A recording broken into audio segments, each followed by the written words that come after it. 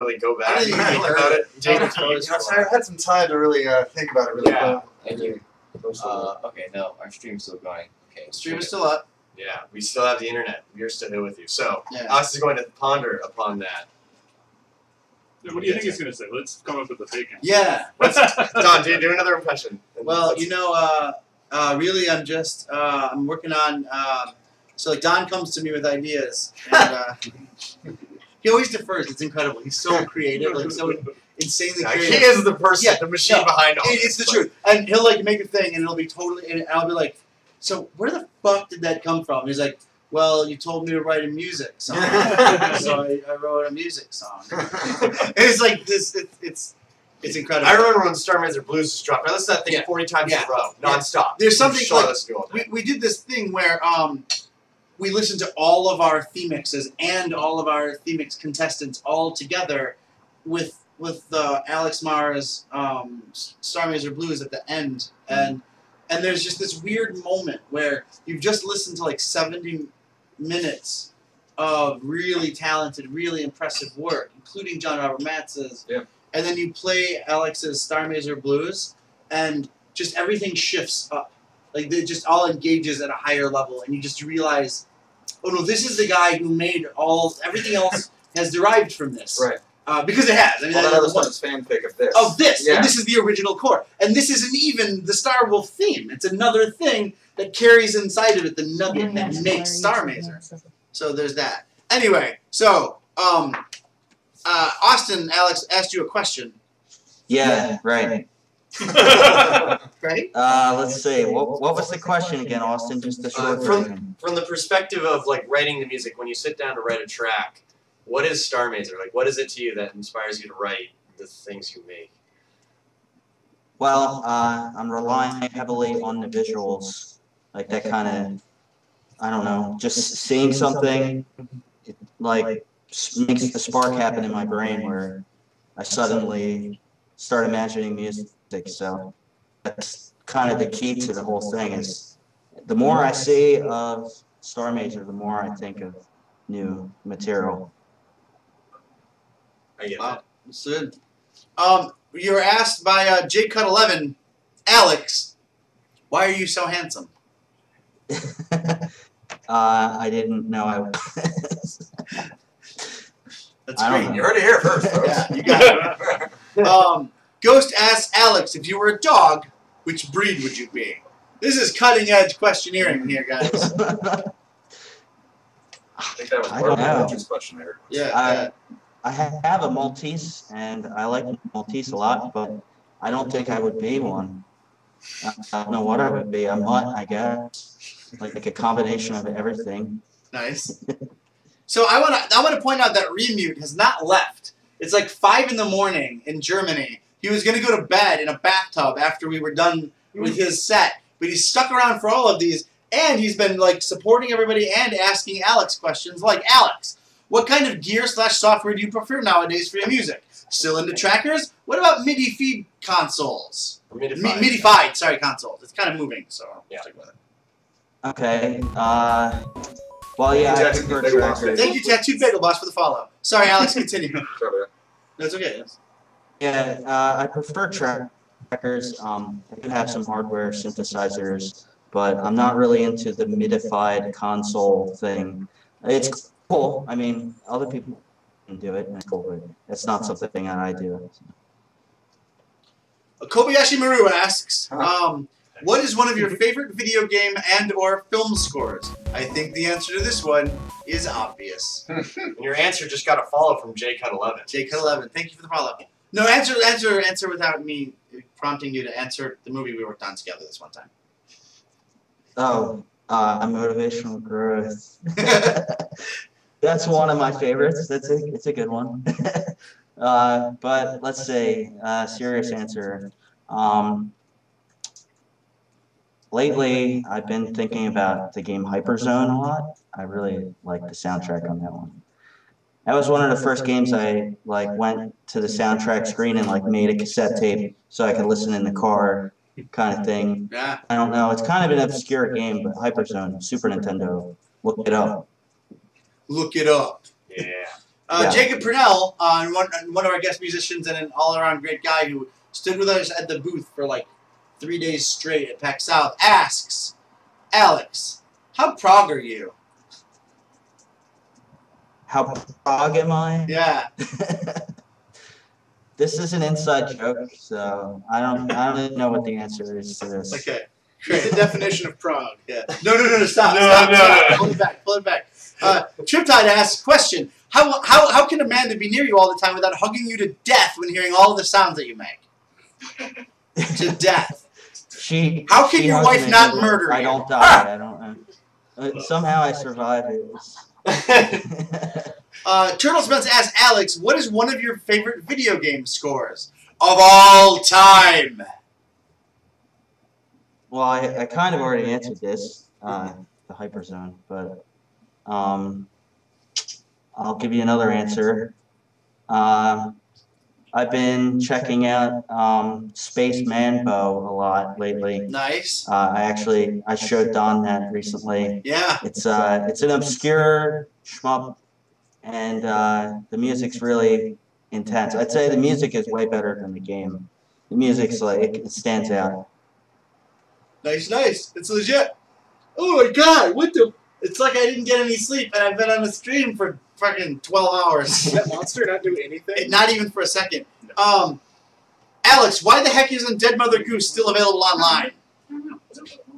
Is that a serious question? Somebody Yes. asked that? It was by some name that I can't really tell. As the cry flows. As the Cry Flows. Sorry, it's kind of mungy.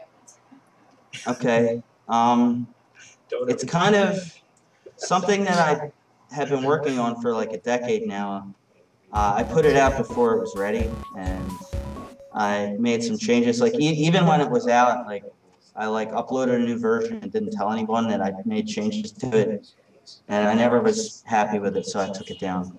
That's And a I'm fair still question. working Or a on fair it. answer. Yeah. Tattooed Bagel Bucks wants to know how much of a badass are you? I don't know. I don't know. That's like the perfect badass answer. Like punches through a brick wall. It's like, I don't know. Leave it open ended. Yeah. That's good.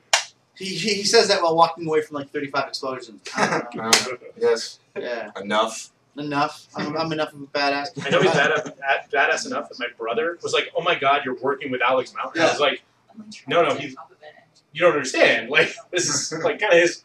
I mean, Yeah. part of it." Yeah. Oh, really? What? He freaked out. So. That's incredible. Chip Tides asks, what do you think of all the inspirations toward these past eras of 8 to 16-bit sounds coming in force from some years with, for many like you, a spirit on fire and really fresh like back in the days when nothing technologically speaking was the same. So I think what we're hearing is, what do you think of the new era of retro music using modern equipment and modern stuff to make retro sounds?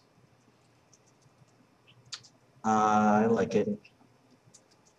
That's good. Nice answer. Explosions behind you. I like it. Alex is effectively just Judge Dredd. He's like, yeah. Okay, Tattooed Bagel Boss says, Alex, is there something that keeps you motivated? What keeps you going? This is just what I wanted to do my whole life, so it's automatic. I don't know what makes me do it. It's just what I want to do. So Nice. Ghost asks, Alex, if you had a gun pointed at your head and had to choose which contemporary musician to kill, who would you choose? So this is a double gun scenario. Like he's armed with a weapon. What if this is so meta?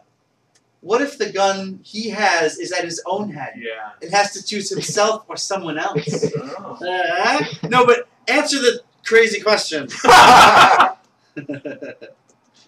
I don't think I'm allowed to answer that. Murder somebody on live television right now. Who do you want to kill? Tell us right now. Don't wait for the translation. Answer the question now. Nope. Okay, fair. Nice. Kobayashi Maru asks another thing. Is there a film, TV, video game already made that you wish you could have scored?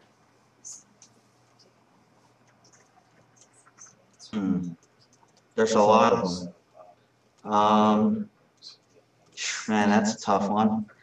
I mean, the things that I want to have scored tend to be things that already have great scores. And I'm like, God, they're so good. So it's kind of wrong for me to say I want to replace it. It should That's just fair. be what it is. I got a question for Alex. Fire away. Okay. You know, a lot of writers obviously experience writer's block.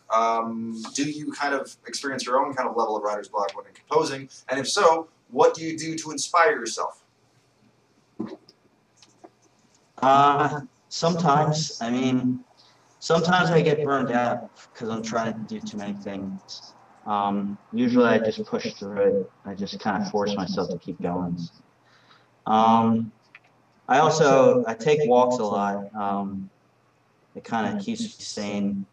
I like going outside, so I'd say that helps.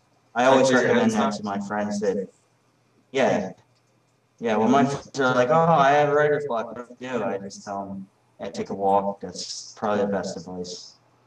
Do you have a ritual to get you kind of in the mood for, you know, what you need to do at all? Like a certain food that you like to have or music that you put on? No. I mean, I kind of have a ritual, which is to make sure that everything that could possibly interrupt me is already taken care of so that it can't interrupt me, because I have to like get into a zone where, you know, if I'm interrupted, it just throws the whole thing off. So I try to make sure like the dog's been taken care of. You know, I already ate food. I'm not going to get hungry in the middle of this, you know, that kind of stuff. Right. Like removing all those little tiny distractions, sure. Right, exactly. Yep.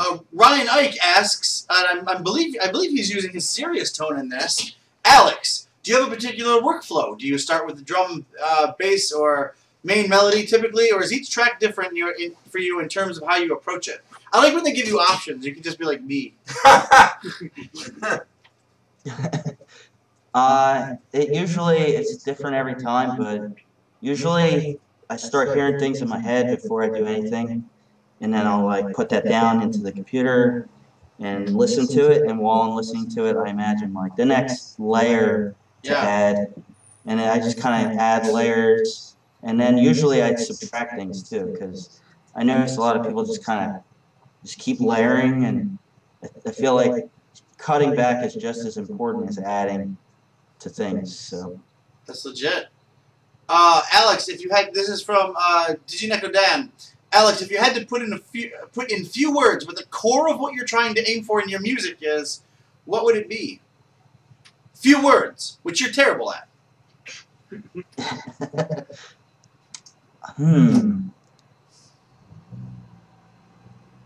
Well, I mean, everything's kind of automatic to me, so I'm just doing what I want to do, really. I mean, that's what it comes down to. I mean, like my brain wants to make music, so if I don't do that, I go crazy. That's super fair. I kind of feel that a lot. The number 79 says, here's a question. What first got you into the chip music scene? I personally cut my teeth on the C64 synth scene. SID for... Number 79 asks, here's a question. What first got you into the chiptune scene? So, well, I always was into game music since I've been playing games. The music like stood out to me as my favorite aspect of games. It was almost like the reason why I was playing was to get to the next song, you know? So, it started with games, I guess, but then my cousin introduced me to the demo scene on, you know, early internet days. And basically I learned how to make computer music, and then that was my introduction, I guess, really. Nice. That's super fair. Let's see. Do you think you'd have the same inspiration / spirit over Starr Mazer if you'd found it many years ago as a young composer, full of desire and sparkles in the eyes?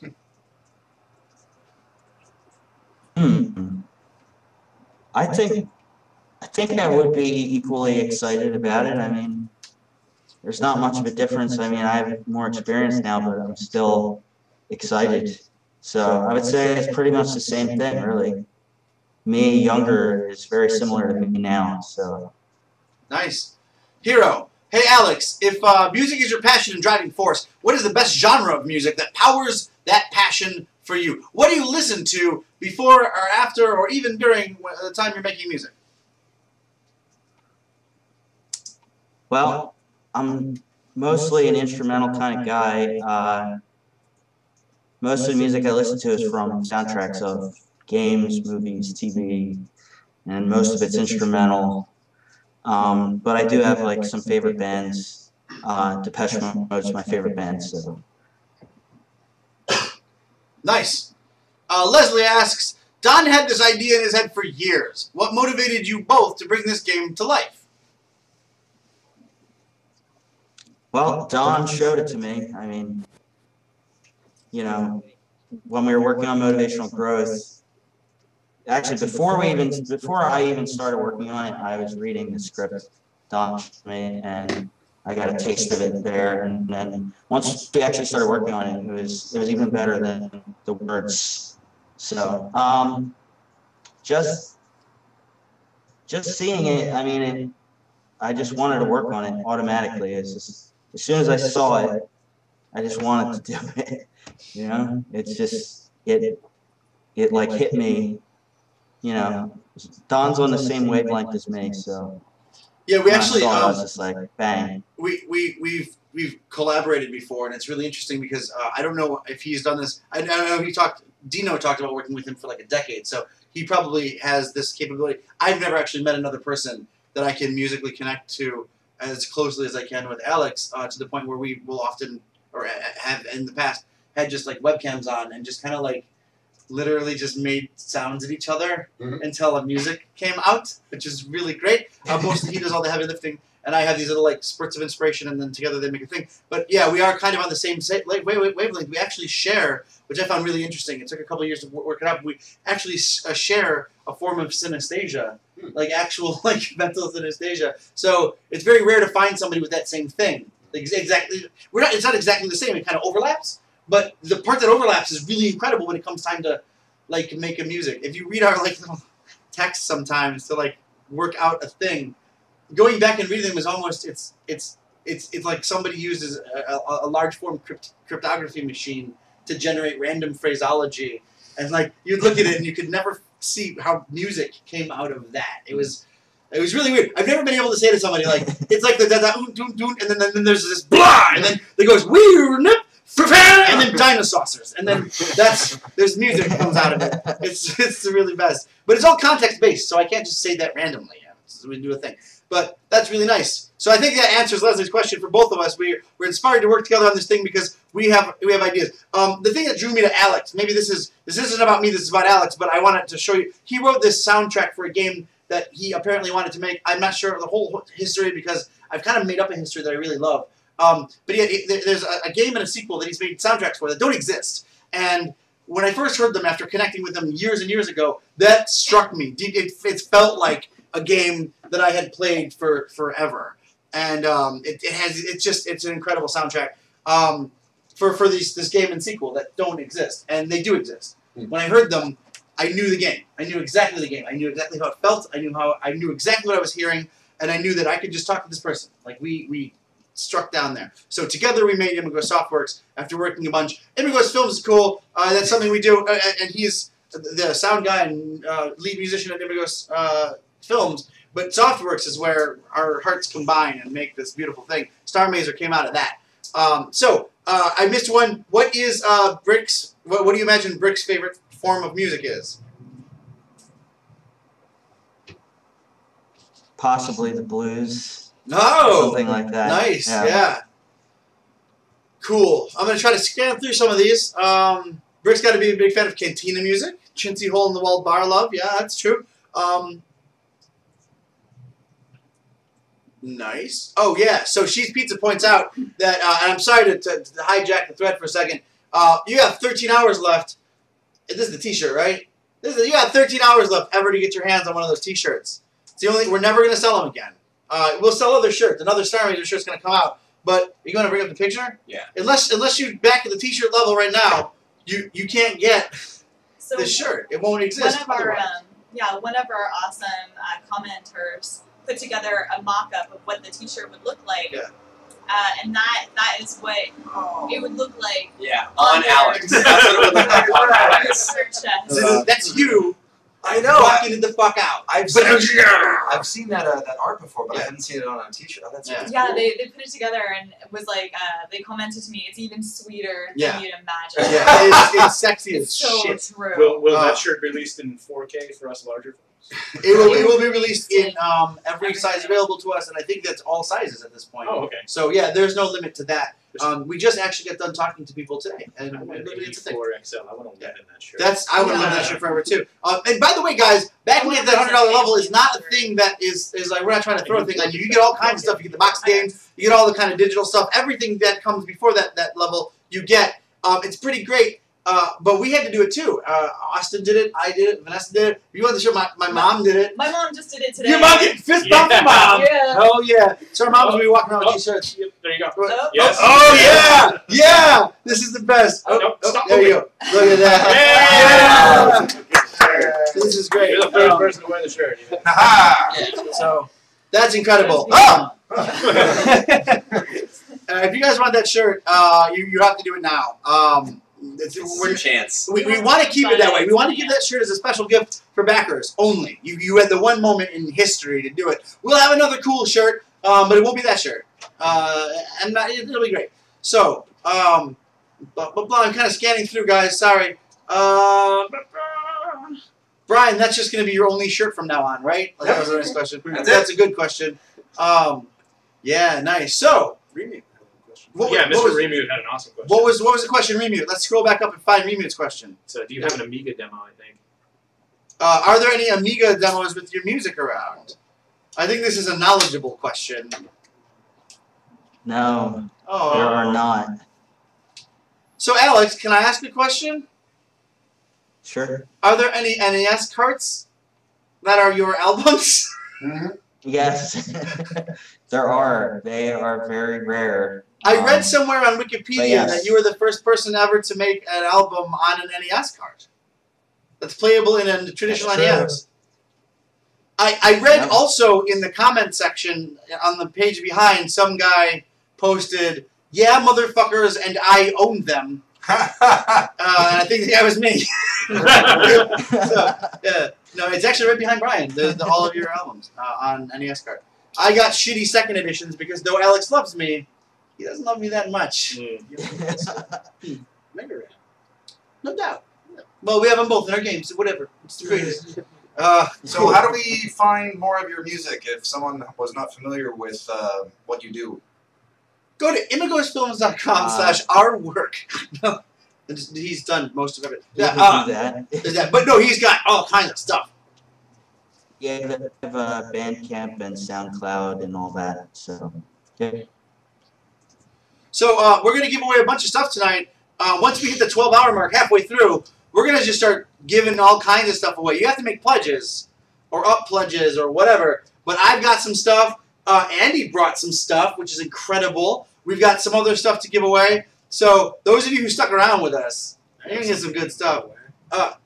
You every day you have stuff to give away. A friend of mine who works at Microsoft accidentally generated a Windows 8 key today Oh? and sent it to me. Oh? So I have an extra Windows 8 key. So that seems like something we'll give away for something less than the cost of Windows 8. We'll talk about the Yeah, reality of that. we'll work that out. So yeah, that's I think that closes. We're moving away from Alex questions. So we should let Alex sleep. It's like 1:00 a.m. and you can see his eyes kind of drooping a little. He waited very well for us, so thank you. Oh, thank you, Alex. Is that it for everybody? Sure. Cool. Thanks, guys. Alex is always lurking in the chat for Starr Mazer TV. Is everything okay with you? Yeah. You keep looking at me as though I'm missing. Am I missing something? There's a thing I might want to do. Oh, there's a thing. Sorry. Before we go, there's a thing. I like Alex's music. Can we play one of his songs? Which one? It's from a while ago. I have to go find it real quick. It'll take me a few minutes. Maybe we can play it later. Let's play it later. We'll play it later. Yeah, I'll get it queued up. Cool. So, Just because I do Raphael, it. yes, at Microsoft you can generate a Windows 8 key just like Just like Yeah. that. It's a button. It's seriously, it's a website and a button, yeah. Yeah. So we're gonna hold off on the music thing because we have other guests waiting, and our actors are kind of waiting as well. So we're gonna keep the show going. So boom. Alex, thanks for coming on. We'll talk to you very soon because we have business stuff to talk about, obviously. Bye, Alex. Yeah. It was nice meeting Okay. you. Bye, Alex. See you Good later. night. Have good sleeps. Not here. Driving good sleep. Okay, so now we are going to find the wild Trin Miller, who should be trying to get to us via Skype, so we'll try to pull her up. And in the Well, meantime, It was Kick a Ginger Day. She might be dead. actors. No, she already did. Yeah, she actually, let's trade spaces Yeah, and yeah. allow actors. We have extra chairs. We have these really cool stools that actually can go back behind here. I don't want to hear about your really cool stool again. I'll just be creepy and like. You want Like the Brad- middle? yeah, Brad's our stuff. Why not? Get the middle. Why not? Oh, I'm gonna use this Hello. for You can, dude, if you dump that soda in there, that Sunkiss, which no one else has drank since like 1995, you dump that in that box, it's funny because they're all wrapped. It'll be good. No, No, everyone's you're great. Everyone's So you know this funny story about Steve Snowy. So I met him for the first time at Gen Con. Mhm. It was Gen Con? No, it was ECC. C. How many C's? 3 C's. It was E3C. EC3. EC3. And Oh. we started talking. My friend So Eric was like, about "You know the, Steve?" Yeah, the yeah. Phoenix contest. That's Once from- we get through all of our special guests that we have to Skype in, since they all have to sleep, Well, we will I lived with continue the guy going for through years. the Phoenixes. Actually, I might kibosh that. Can you guys bring it down for just one second? I have to ask everybody a question. We are a few minutes late with our Themix contest.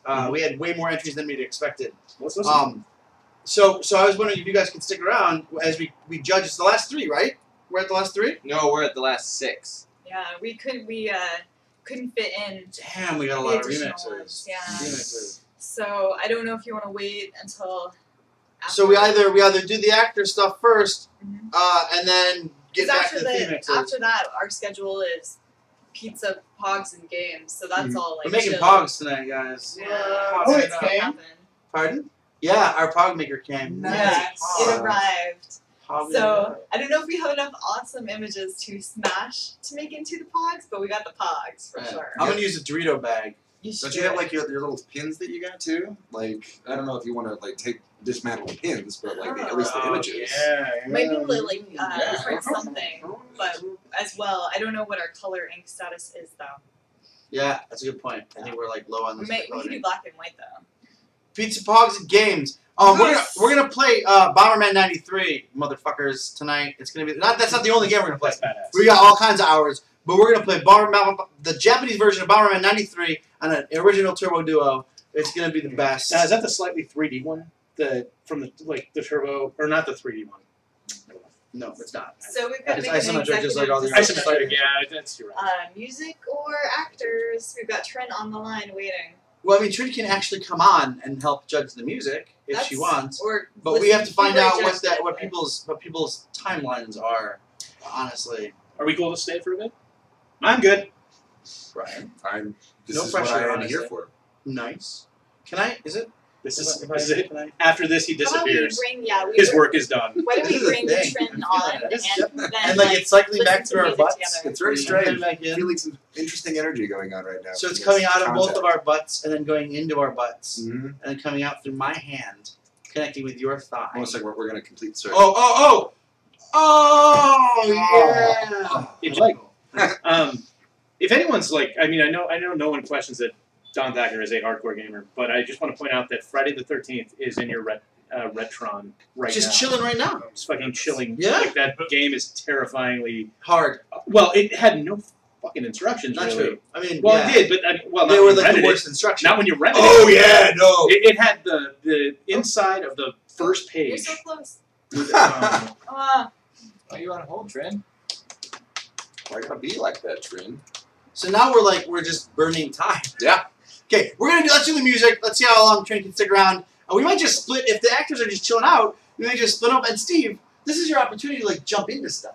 Like just back there sexting or whatever. It's not necessarily. Oh, Sexting on that's what it Steve was. and I have been sexting this whole time. Oh, okay. Leslie said like apparently her vote is actors. Okay, that's fair. That's fair. That's cool. Is anybody else voting? Thank you, Leslie. Leslie's always team us. Yeah, but here's the trick. How about we spread it out? How about we do? We go back and forth. We have to critique. Recognize. I'm trying to stem a tide that has been building up over 2 hours of people wanting us to finish the contest. And I don't want yeah, results. let's do that. So managing the anger, Leslie will throw up her arms and leave, and leave behind her 35 people who want to hear the soundtracks. So Leslie won't throw up her arms and leave. We've got that. Leslie, stay. Like a dog, Leslie. No, not like a dog. As though an animal. As though a lower life form stay. Stay where you are. Leslie saved our lives so many times, it's ridiculous. Which is exactly why you should refer to her as a dog. No. I'm not referring to my friend Leslie as a dog. Well, you instructed her. No. I invited her to stay. Let's say it's an invited her invitation. to stay. Got it. Not like Right. Please stay, Leslie. Not a command. no. Actually, we do. There we go. We don't want to lack said lack. Oh, it looks promising. Would you like to build one of those Star Wolves? Please do. We can give you a fresh one, or you can build one of the already called out Yeah, ones. don't build the one that Scott screwed up Yeah. earlier. Okay, I So- want to build one. Okay, cool. It's Vanessa, got can to you give be her a fresh one and an exacto and all that? On a ship, and I can be on the ship. Yeah. Last time Scott had to raise a blade and ended badly, so. Good luck. There's the one, Trin Miller. Hello, Trin Miller. People complete it, so it's not possible. Trin Miller has the worst connection on Earth, and we also can't hear her. Oh no. What's happening? She's so happy. She's texting us from a hammock on a potato. Oh. Oh man, Trin. Yeah, laughing What? and stuff, Yeah. but that's about it. Where's your sound? Are you muted? She's live via a circa Technology. 2005 flip phone. Oh, Yeah. yeah. It's like, She's live via 1991 fucking Toshiba satellite. Yeah. We cannot hear you. We think it's your fault. We do. It is. It is. Oh, Kazuma, it is. Put the fault on you. You look 16-bit already. yeah. She's a pixel pixie. What is happening? She's kind of coming in and out. Yeah. Somewhat. Once we get Trin figured out, I'd love it if we went around and introduced all the actors who would Yes. be playing. Yes. All that Yeah. awesomeness. And if we could get some concept art ready, that'd be nice. Trin is the only one without any. I mean, Brick is Brick. We all seen Brick a million times. Yeah, which is So sick of that ironic guy. because I think Jeez. Trin's probably my favorite character Okay. at this point. That's cool that as a writer you've chosen Esty as your banner character. That's I love her story. I love the concept that we have going so far. She's incredible, and I'm really glad we have our own backer reward tier specifically for her. I know if I was going to back at that level, I'd go for it. Can we hear you? Hello. This is gonna be really funny. Reading all the half-frame weird faces. She There we switched go. the neighbor she was stealing Wi-Fi from. We're good. I literally did nothing different. That is the weirdest thing. We were just That's the talking about Skype way. all the characters, and I was mentioning how Esty is actually my favorite character so far in Starr Mazer. I love her. Oh Is the worst. How about we attempt to just voice with her? Yeah, we can try that. How about we do that? So we should have all done that. That would have been appropriate. Oh. In character. We could just do this from home. That's fine. Oh, she's busy because she's on the phone to us. Yeah, this is what. Welcome to the 24-hour stream, guys. But you, No, actually, you I had a whole remute concert, so that's not bad. Yeah, we did a whole remute set. Yeah. And we did John Robert You Match can't twice. complain. And we had a silent cheap dinosaur set. Yeah, we did Yeah. an entire set that ended on our song, and we only got our song of it. And that set looked incredible. It did. I was actually listening and or watching when you were doing this thing today, and during the part where you were listening to all the different music. Actually, you weren't there, but the rest of them people were. Some was just Hello. really amazing, and Hello. impressive stuff. Yeah. It was really Can good. you guys hear me? We can. Yes. Can you hear us? Yes, I can. This is probably going to be better for your potato. It probably is going to be better for my potato. Okay, so we're going to just put your name up next to a gray box. A picture of a potato would be the best. Unintentional. You're right, because there are no pictures of me anywhere that you could put up instead of a gray box. I don't have any. Hold on, I think I do. I don't think you're on the Googles. Yeah, you're on the Googles. You might be on the Googs. Okay, so let's do some actory stuff, and then let's do some Right. music-y stuff, and then let's do some actory stuff, and let's do some music stuff. Trin Miller is not there. Okay. Oh, Oh, okay, cool. who are you playing in Starr Mazer? I'm here. Yes. I'm playing SD We've established Sunspire. that. Oh, this is the best time. Technology. Well, I have Cats and Brian Lewis on my phone. No, that's fine. Cats No and pictures Brian of Lewis? Dren. Just Cats and Brian What Lewis. am I doing on your phone? Last time we were here. Oh, I was like, well, I'm just taking a picture of it. Like, I need to document everything. save this for later. Yeah, that's what I want to do. This is like a wall of fix that I can make calls on. I heard something. So close. Oh wow, they were really wanting some trim apparently. Someone pull the string tighter. SD is bestie. That's not bad. Yeah. Oversharing. That's a new one. So tell us about I keep SD making Sunspire. faces and realize no one can see them. Yep. Yeah. So Trin, you should tell us about SD Sunspire. She's a bat, and I'm super excited to be playing her. What attracts you to the character she of blows SD us up. Sunspire?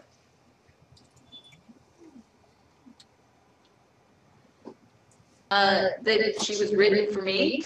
That's a really good Also, that she start. blows up. That means she. Yeah. That's fair. Rex 705 suggests we get a second potato. Yeah. We're having trouble. I'm going to answer a question for myself here. Somebody called me a question out. Don, Progma says, Don, you were a beast. How do you have so much energy after 11 hours? This is my dream, man. My dream's coming true right now. Pick your dream. Find the thing. I want to tell stories for a living. I want to tell stories of people I love. I want to be in a room full of artists coming up with cool shit. That's what I want to do forever. And it's happening right now. So I think if you have your dream and it's right in front of you, I don't think you get tired. Okay. I don't think you fall asleep. How we I doing? think you just go. I think that's kind of how it goes. Right? Have we achieved double potato? Well, we got one more bar. Wow. Oh, you moved. You're coming to us wireless then. Yes. Nice. I think we discovered the problem. Ah. All right. So let us start over because everything you said before was just a hot mess. Why do you like SD Sunspire? What attracted you to the role? And what kind of these are questions that people will ask everybody all the time. So I'm just going to ask straight up. What do you think you will bring to the role to make it a beautiful and unique experience? Damn it, I keep forgetting you can't see my face because I would just make like a really good, terrible face. Oh. Be like, that is the unique thing that I bring to the table is the ability to make really horrible faces. Which is perfect for the part where we're going to make you use your Yeah. voice. Yeah, it's perfect for voice acting, where you're just really going to hear those terrible voices.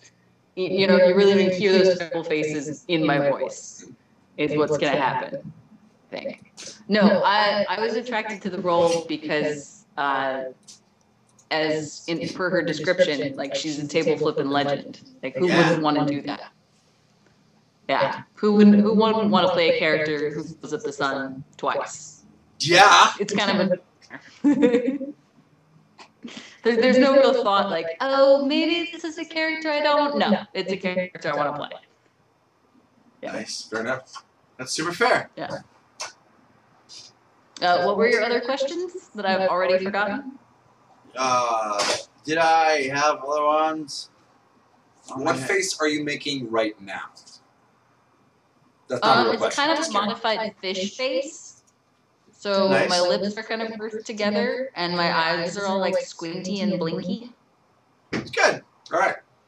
So, Ghost asked a question. If you guys could recreate that, that'd be We great. probably can. Zelfix Lair, thanks for the follow. Ghost asked a question, but Yandia answered it, which is great. Hero says, Starr Mazer, hey team, what is the next event you guys are holding on the West Coast? I'm in BC and would totally love to come for more stuff with the awesome group. You are 3 hours away from us in Vancouver. We're going for 13 more hours. Come spend 10 hours with us. There you go. That's an answer for your question. Come over and spend 10 hours. Get on the road. It's perfect timing right now. By the time you hit the border, they'll just let you right on through. Come on over. We have so much stuff planned. Play games with us. It'll be cool. So, I think it'd be neat if our actors. We're gonna go through like the director suggested, and call out who's who and what are we doing. All right. Trin Miller, as we already said, is playing SD Sunspark, a table flipping legend who blew up the sun twice. Andy Dobierski. Doborowski. Doborowski. You were much closer earlier today. Doborowski. Doborowski. So the L is in there. Yeah. Scott had me convinced that there was. Oh, Scott's a lying sack. You know that. Was just, he drunk? He was probably. I don't know. No. Doborowski. Doborowski. Doborowski. Yeah. That's what you I'm don't, saying. you don't pronounce the, you don't pronounce like the I, the you know, Yeah. you don't get all Doborowski. like, it's a really stupid name too. It's a Polish name. I'm not Polish at all either, which is weird. But it means from the region of Dobrel. In like, so that's stupid. that's like I'm Johnny Nebraskan. Yeah. So who are you playing? I'm Primarily playing Slimo main character, and then and ...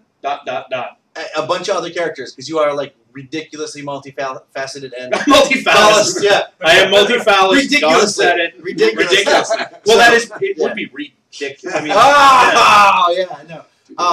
So, so there you go. And Slimo is actually in the game already. That's a main character. But you might actually play other main characters. Maybe. Depending on whether or not you fit the range. I'm so excited. Yes. These aren't the only main characters in the game, guys. These are just the main characters that we have. And we have a 7-person voice cast, of which you're going to see 4 today. We also have Brian Lewis, who's playing some dumb shit. Some dumb shit. Yeah. That is a dumb stands for stupid. So, no, I'm Brian Lewis, and I'll be playing Brick M. Stonewood. The M stands for metal. And I'm super excited about that. I wish I had the opportunity to have a few other kind of like small things like Andy, but you know what? I think I'm going to be enough in the game, quite enough. Because multi-phallus. But they're small things. Yeah. So he wants a few other ones, but he wants them tiny. Yeah. Yeah. You ever gotten wood ears and let them sit in your refrigerator? That's what it looks like now. Wow. Just tons of them. So there's that. Somebody's saying we are in Seattle. Pyro insane. Yes, we're in Seattle for realsies. That's the thing. For realsies. I thought Dick Man was multiflaccid. Yeah, that's good. Eclipse Husky, a good one. It's true though, and I'll be playing his voice, not Ryan. Mm-hmm. That was determined to be canon in the second episode of the show. But you just let that slip just now. Right? No. It was in the second episode of the show. It was determined that I had to play the voice of Dick Man made of dicks, or people would start reversing their pledges. I see. So I've acquiesced to the larger group. I was curious why all the Dick Man jokes were It's because of me. Oh. Right. I made you this cat. Oh, thank you. My name is Scuzzy. Hello, Skizzy. You can just put it on the SCSI? ground. Yeah. It's fine. SCSI. Okay. Spell Catholic Systems Interface. Yes. Sorry. Your bus isn't wide enough. Pyro Insane is in Bellingham. That's cool. You should come hang out, brah. Brah. Nice. So, one of the reasons why I wanted to do the voice and be able to voice Brick M. Stonewood is I think it's a really cool, interesting character. I mean just what Don has talked about. Just for the first part, it's just he's a super badass. That's cool.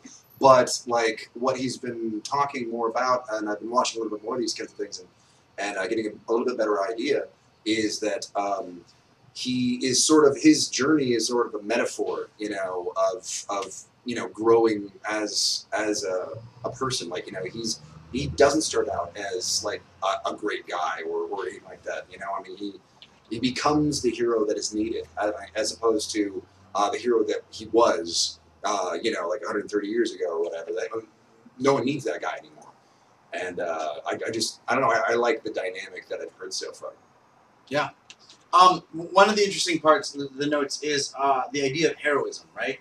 The game primarily is focused on what it means to be a hero, and Brick is in his mind, the easy choice. He's the hero. He's the hero of the story. It's his story. It's Brick M. Stonewood's story. His middle name is Metal. Why would it not be? But you find out over the course of the story that might not be the case, and in fact, somebody like Slimo might have it in him to be a hero. And SD Sunspark is universally hailed as a hero already. Declination Jane has all of the hero. Yeah, Declination Jane has all of the makings of a hero, but none of the qualities. But that could change, right? The Goon, who knows? But I do know that Brick is alone in his understanding of what a hero means, and it has to change over the course of the game. And I like coming up with these instances with these new characters that would cause him to have to question these things. Mhm. Motivation for the other characters is a super interesting one. We were discussing, for instance, the Slimo is whose name isn't actually Slimo. You can read the whole bio on our Kickstarter update for Slimo, but he's actually immortal, functionally immortal. He doesn't age. You know, they hit a certain age or a certain mass, and they stop aging. Mhm. He can be killed. He can be disintegrated or blasted or whatever, Right. but he just doesn't naturally die. Right. So effectively, he was around for and through the Great War. He remembers what humans did. So he hates Brick initially because of that, because humans are dicks, and they were super dicks. And his people were mostly wiped out because of the Great War. So were humans, but humans started it. So that's the general idea, is that humans started. We might find something else. We get to candidate planets and all that other stuff. But the general idea in the universe at this point, in the galaxy at least, is that the humans started the Great War, and that's the shittiest of all of the things. Mhm. Oh, yeah. So his interaction with Brick is not only one of like severe hatred, but he also is the only person in the story so far that understands what Brick went through. That understands that humanity had a different thing than the thing it is today. So his hatred for Brick has a temperament that no other character can have, a perspective. Mhm. He's the only one who was alive when Brick was at his prime. Right. So he might even have heard of actual Brick and Stonewood, which is nobody else in the universe knows what that is. Like, it's a mess. Esty, her motivations are completely different. She is the best. Yeah. She's the best. Yeah, she's the best warrior of her race. She's incredible. She's got the best weapons, got the best ship. She's the fastest pilot. Does all the greatest stuff, and everybody's talking about Brick. And that's trouble. That's trouble for What's her. up with that? Exactly. We need to have. She needs to have an upper hand in every situation. That's how she moves through life. That's how she's maintained her herohood. Mhm. So imagine a scenario where Brick was a hero because he was the best of the best of the best of the best, and he's gone away, and now he's come back, and everything's different. Everything's better. The ships are better. Everything's more worked out. Everybody back in the day was kind of crappy. Even in Brick's time, Mhm. the DSP Mark I pilots were kind of old codgers, but in their time they were like super hard ass badasses. Mhm. So Brick was a super hard ass badass second generation, and then that whole generation went away, and 130 years went by, and recently SD Sunspark became the hero of the galaxy. So the Star Wolf was sort of an antique even in Brick's time? And No. It was state of the art in Brick's time. Oh, okay. He's a DSP Mark II pilot. Got it. The DSP Mark I pilots, they were the old codgers. DSP Mark II was made after the great success in the war, but you get to this weird situation where now there are two greatest pilots of all time. But one of them is an actual greatest pilot of the other time. The other one just came out of sleep lock and is looking for smokes. Like, that's the scenario that you run into. So, by all rights, on the face of it, SD Sunspark is the hero. Mhm. But that's something we have to question as well, right? And Right. the universe calls her the hero and not Brick. Brick calls himself the hero and not the universe. And nobody else agrees with those things, those assertions at all. Scott Brown, who was here earlier, eating an awesome meal put together by Dan and Fam, and it was so good. And I have to say something. Meatballs looking I actually, it picked them all out when everybody was gone. I just ate all the meatballs. There's some like leftover mushy spaghetti, but I ate all the fucking meatballs. I'm sorry, guys. That's all I really ate today, but I ate That's them. okay. I'm sure they're It's going to good, post it's for the good. recipe or something. Yeah. They did. So, Awesome. Yeah. there's so much going on. Pyro Insane says, I love the... Sorry, I apologize. Pyro Insane says, I love the lore of this game. So do we. It's actually very big, and I think the game has to have a very big lore because we have to know... there you go. S-Rain pointed something out. We all know that Ro is the true hero. So S-Rain read the bar. I was leaving that out because we kind of let it, like doop, one little sentence about Ro, who is a character who lives inside of Slimo.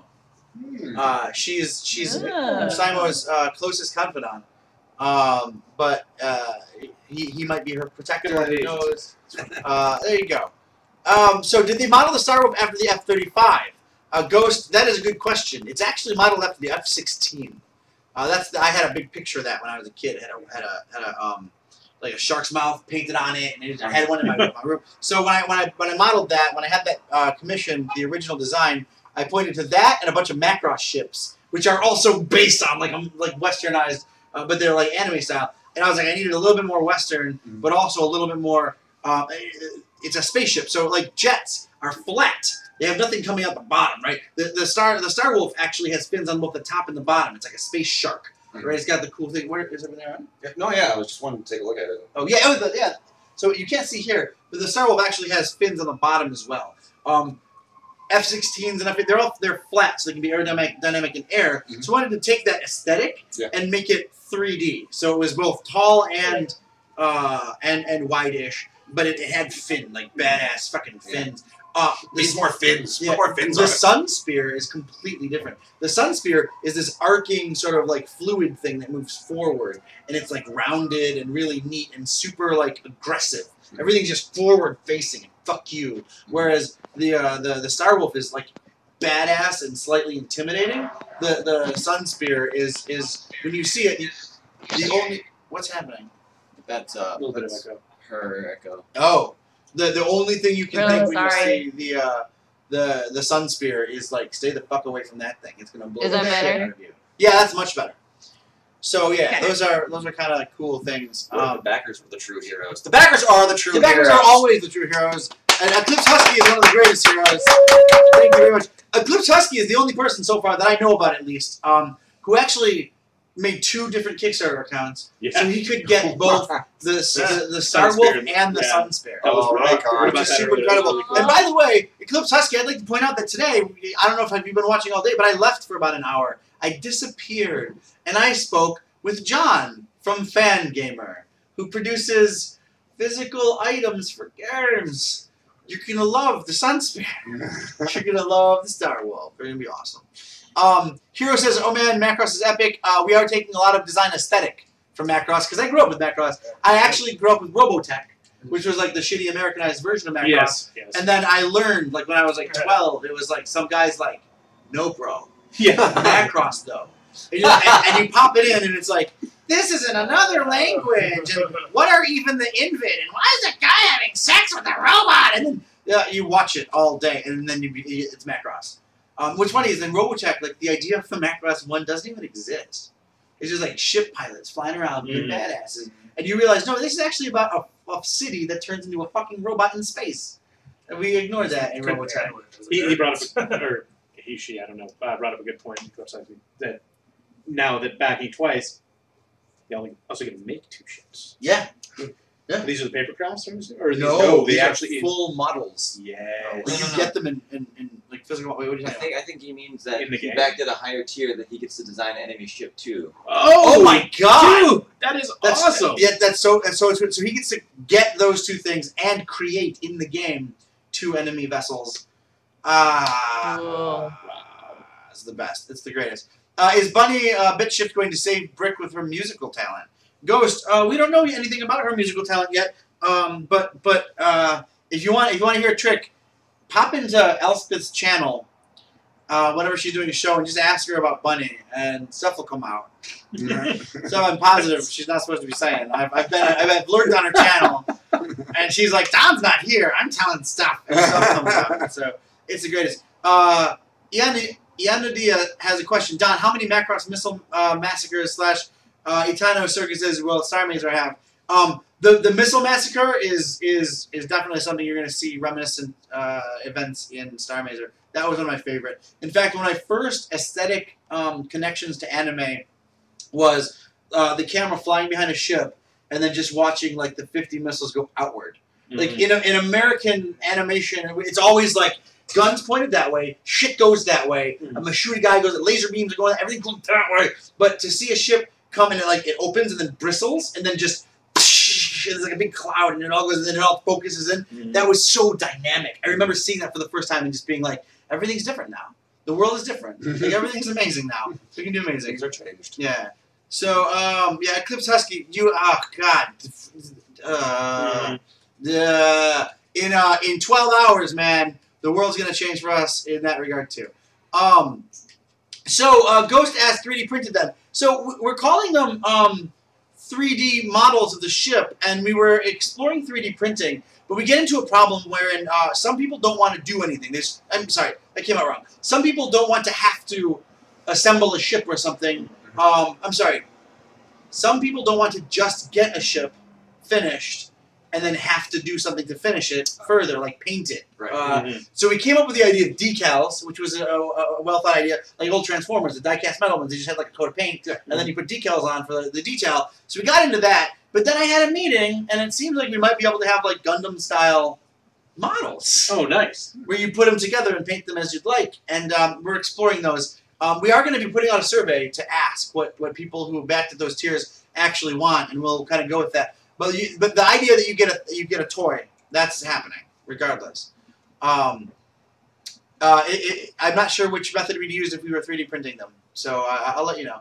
Have you heard of the shooting game Historica capsule No. models? They're like a 3 series set that are all shooting shmup ships. Sure.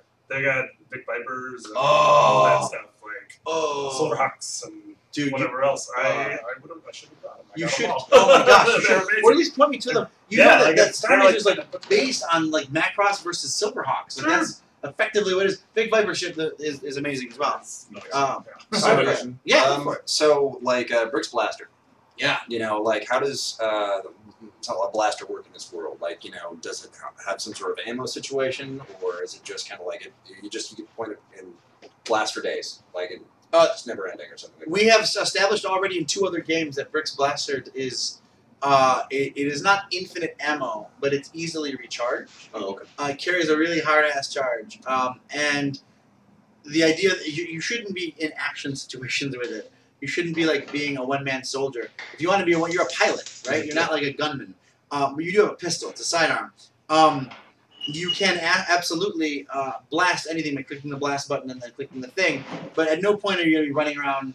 The action mechanic in our game is the flying mechanic, and it's that you're going to be shooting the shit out of things for sure. But that's a good question. Yeah, somebody recently asked, will SD and Brick be visible in the ship models? Sorry, Pragma, we're not sure yet. Again, that comes down to the actual creation of the models. Right now, we have a polarized reflective surface on the inside of the models, or inside of the ships when we design them. So you wouldn't see them in canon anyway.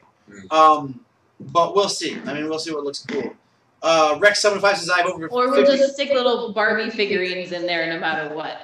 Yeah, they'd have to be tiny ones, but you should. You can print out a little picture and just shove it in there. That'd be nice. Yep. That's great. Eclipse Husky says, Brian, it charges by shake weight action. Yeah, that's good. Yeah. Would you show us? No, a little bit like that business? No, it's not like that at all. Two-handed? Yeah. Don't do that near me like that. No. Oh, I so wish I did right now. Inopportune place to say. Oh, man. I thought I was going to dodge that bullet by doing that, but apparently it's dodge that bullet. Yeah. So Hero asks, 1, do you have any little tricks for this Canadians project that you've learned up to this point from running Starr Mazer? Probably. We can talk about them outside of the context of this. 2, are you guys doing more events like this? I'm sick right now and don't want to infect anyone, but we are. Absolutely. Starr Mazer TV is going to continue past the next 12 hours. We're going to cut after 12 hours. But we will continue. We will continue on and make Starr Mazer TV a real thing. Now that we're funded, Starr Mazer TV is going to be a regular part of your weekly viewing. So yeah, there you go. And was there a third? No, that's it. Cool. Question: will the Kickstarter posters and figures be exclusive to the Kickstarter patrons, or can we buy them in the future? They're exclusive. We might have other stuff that you can get, but they're exclusive right now, and that's on purpose. You guys are supporting us and deserve to get the thing now. I know that what's going to go live in 12 hours will allow mostly digital stuff, and then we'll release more physical stuff later, but it's not going to be the stuff for the Kickstarter stuff. You guys get exclusive. Those T-shirts. I hate to bring up the T-shirts again, but those are exclusive, man. Those belong to you. Nobody else. So we got all the actors here. We should talk to the actors. You guys should ask questions of the actors. I was going to start asking a bunch of questions, but I'm in a weird place because I know way more about their characters than they do at this point. So you guys should start asking questions. We could just make stuff up. We could just make Please stuff. don't. Let's just do that. Please don't. These people, 4,811 people will hold me to what you say. So let's not do that. We've already got Dick Man made of dicks in the game. There's a character made entirely out of peanut butter. That's a thing. Yeah. No. See, he goes to the dog planet, right? Yeah. And he was never heard from again. He is very popular. Ghost asked a good question while you guys are loading up actor questions. I know it's a long road to the end. Was there anything initially you wanted to keep in Starr Mazer that you'd already cut out? I didn't think so until I saw Dave White's. It's Dave White, right? His transforming Star Wolf, the Star Werewolf. Mm-hmm. The image, which is one of our winning fan arts, just blew the entirety of my mind. It was exactly what I thought when I originally made the Star Wolf. And then my mature mind was like, no, don't be derivative. Don't make a transforming mecha. It's badass enough on its own. You're 35. Don't make it turn into a robot. But no. Alan NZ, thanks for following. But I think it was a mistake. And I think I've already started working into... The Star Wolf will never transform. It can't. The Star Wolf has become such a great character on its own. It needs to stay pure. Yeah. But we haven't explored the DSP Mark I ships yet. And I know that in the story we encounter at least one, because somebody bought the $10,000 Star Legend tier. So we encounter at least one DSP Mark I ship, which are supposed to all be gone. And they all did ridiculous things individually, each of them. They're all completely unique and did totally crazy things. So I can imagine a DSP Mark I ship becoming a robot at one point, and that'd be really cool. Yeah. That would be awesome. So, a question for Trin. Trin, what would you name your own personal fleet of ships, since Esty has some firepower in her pocket after all? So you have your own personal fleet of ships. What are you going to name the fleet?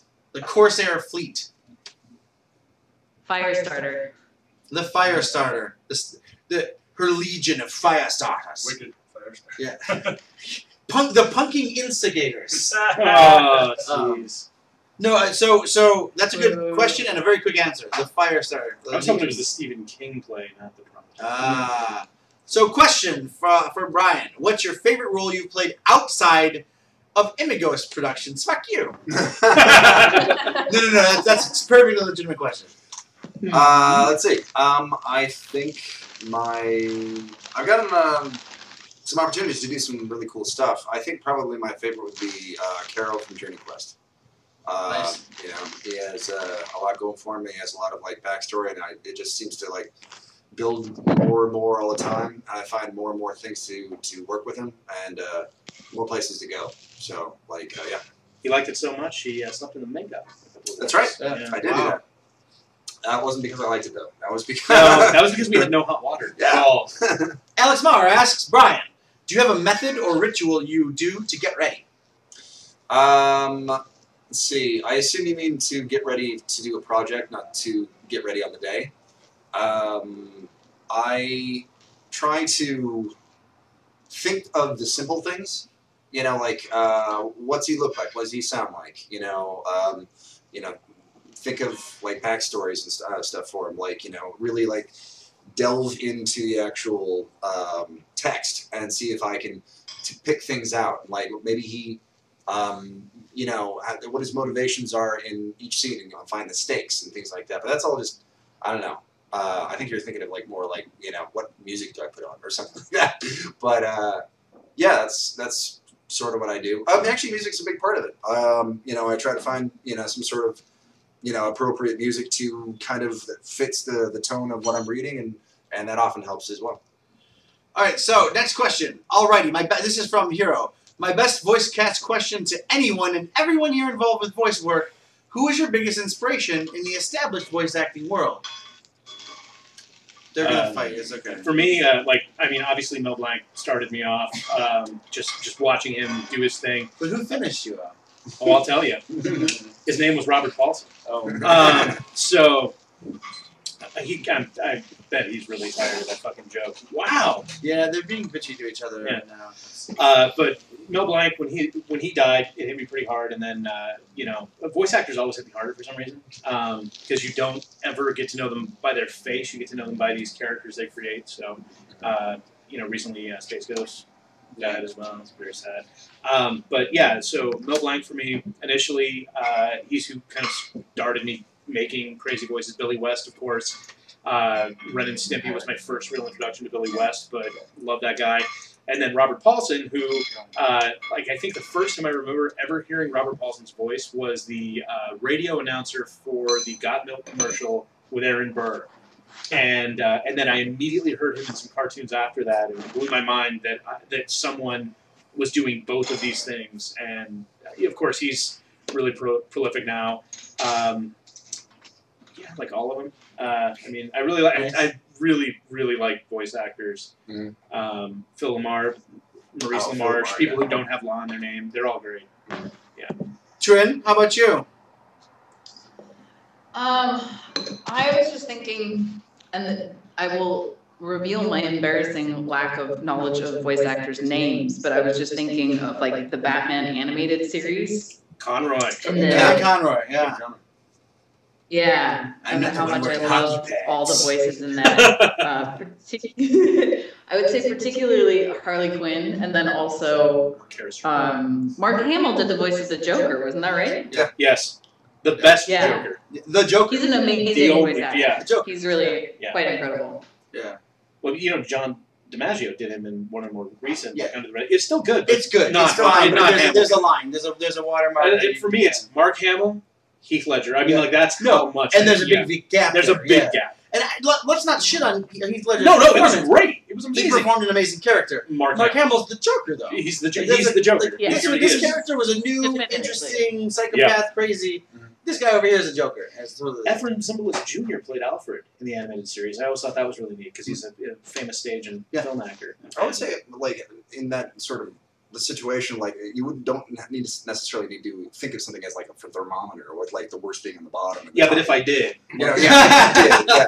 But like, I think it could be skewed because I think they're different roles. No, totally. Like, I yeah. guess that's because of what I was saying. They're Yeah. parallel to each other. Yeah, yeah. One was an incredible new character that like will never go away. Sure. That character is fucking amazing. Now, And one of them was the Joker. iconic, that one was thing the I want to bring up, just if you guys haven't seen it out there in internet land, look up Heath Ledger, Tom Waits, because there's a Tom Waits interview from an Australian talk show from the 70s that would have been right about when Heath Ledger was like 2 or 3, and it's just like the Joker. Yeah, It's, I saw that on some newsfeed. it's pretty impressive, like how close they are.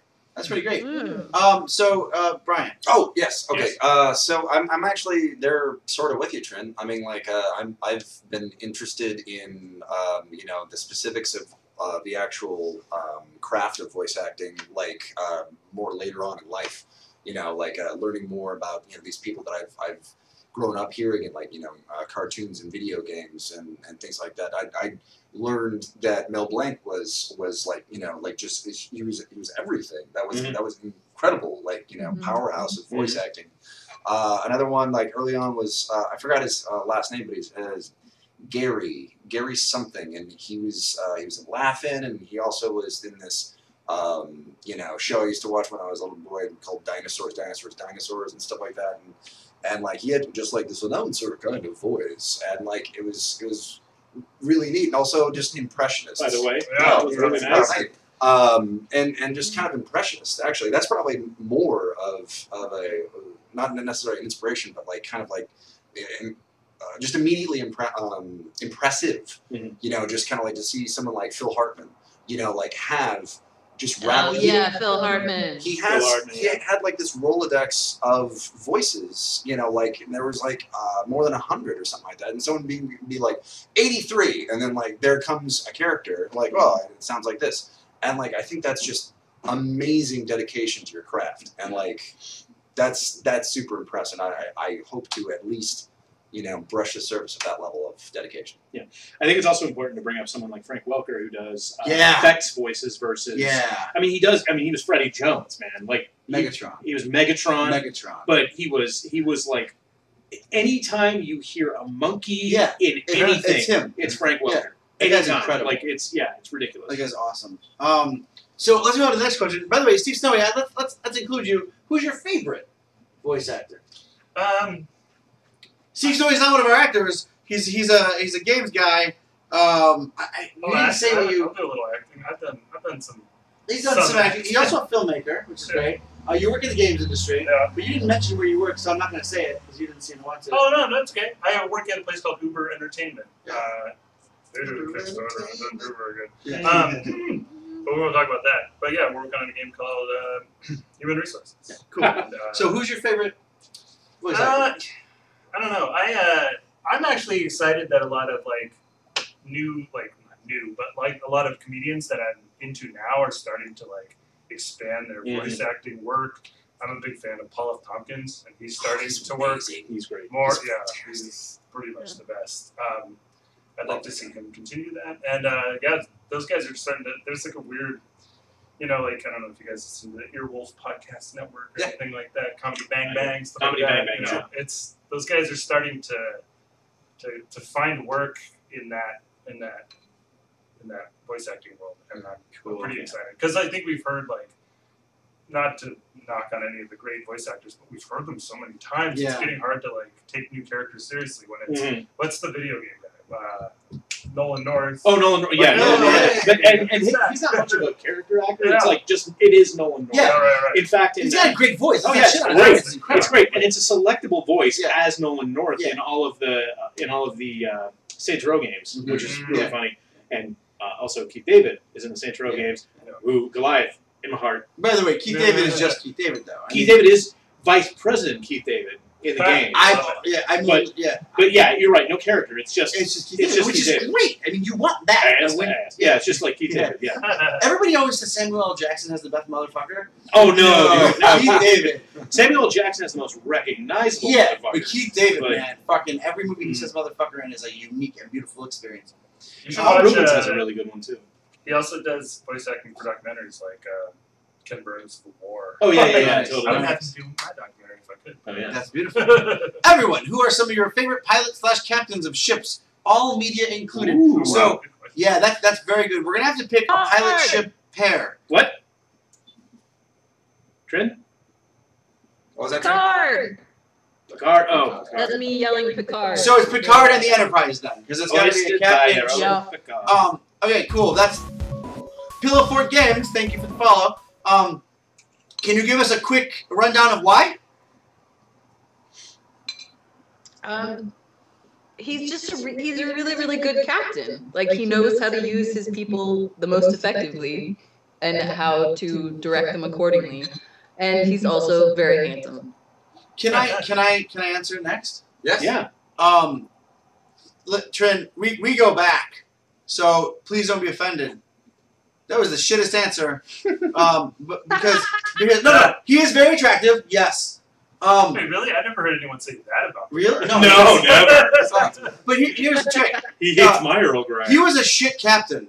He's actually the only captain in Star Trek history to be demoted from captain every season. How many Enterprises did they scrap? Yeah, it's ridiculous. Don't come out.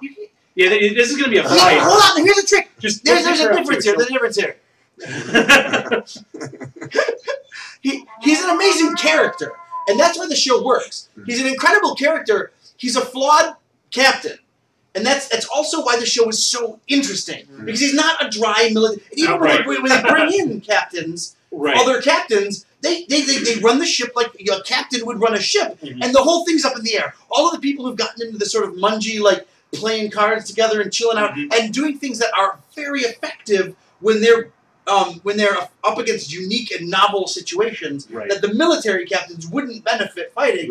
They can maneuver as a team really, really well, and that's all because of Picard. He is a great leader. He is a great Democrat. He is a terrible starship captain. Inner Light. That's my proof for this. Yeah. It's probably the best Picard episode. It's probably the best episode. Sure. I mean, to me, that's fair. Favorite. That's a fair guess. And he's not even a captain. He's a politician.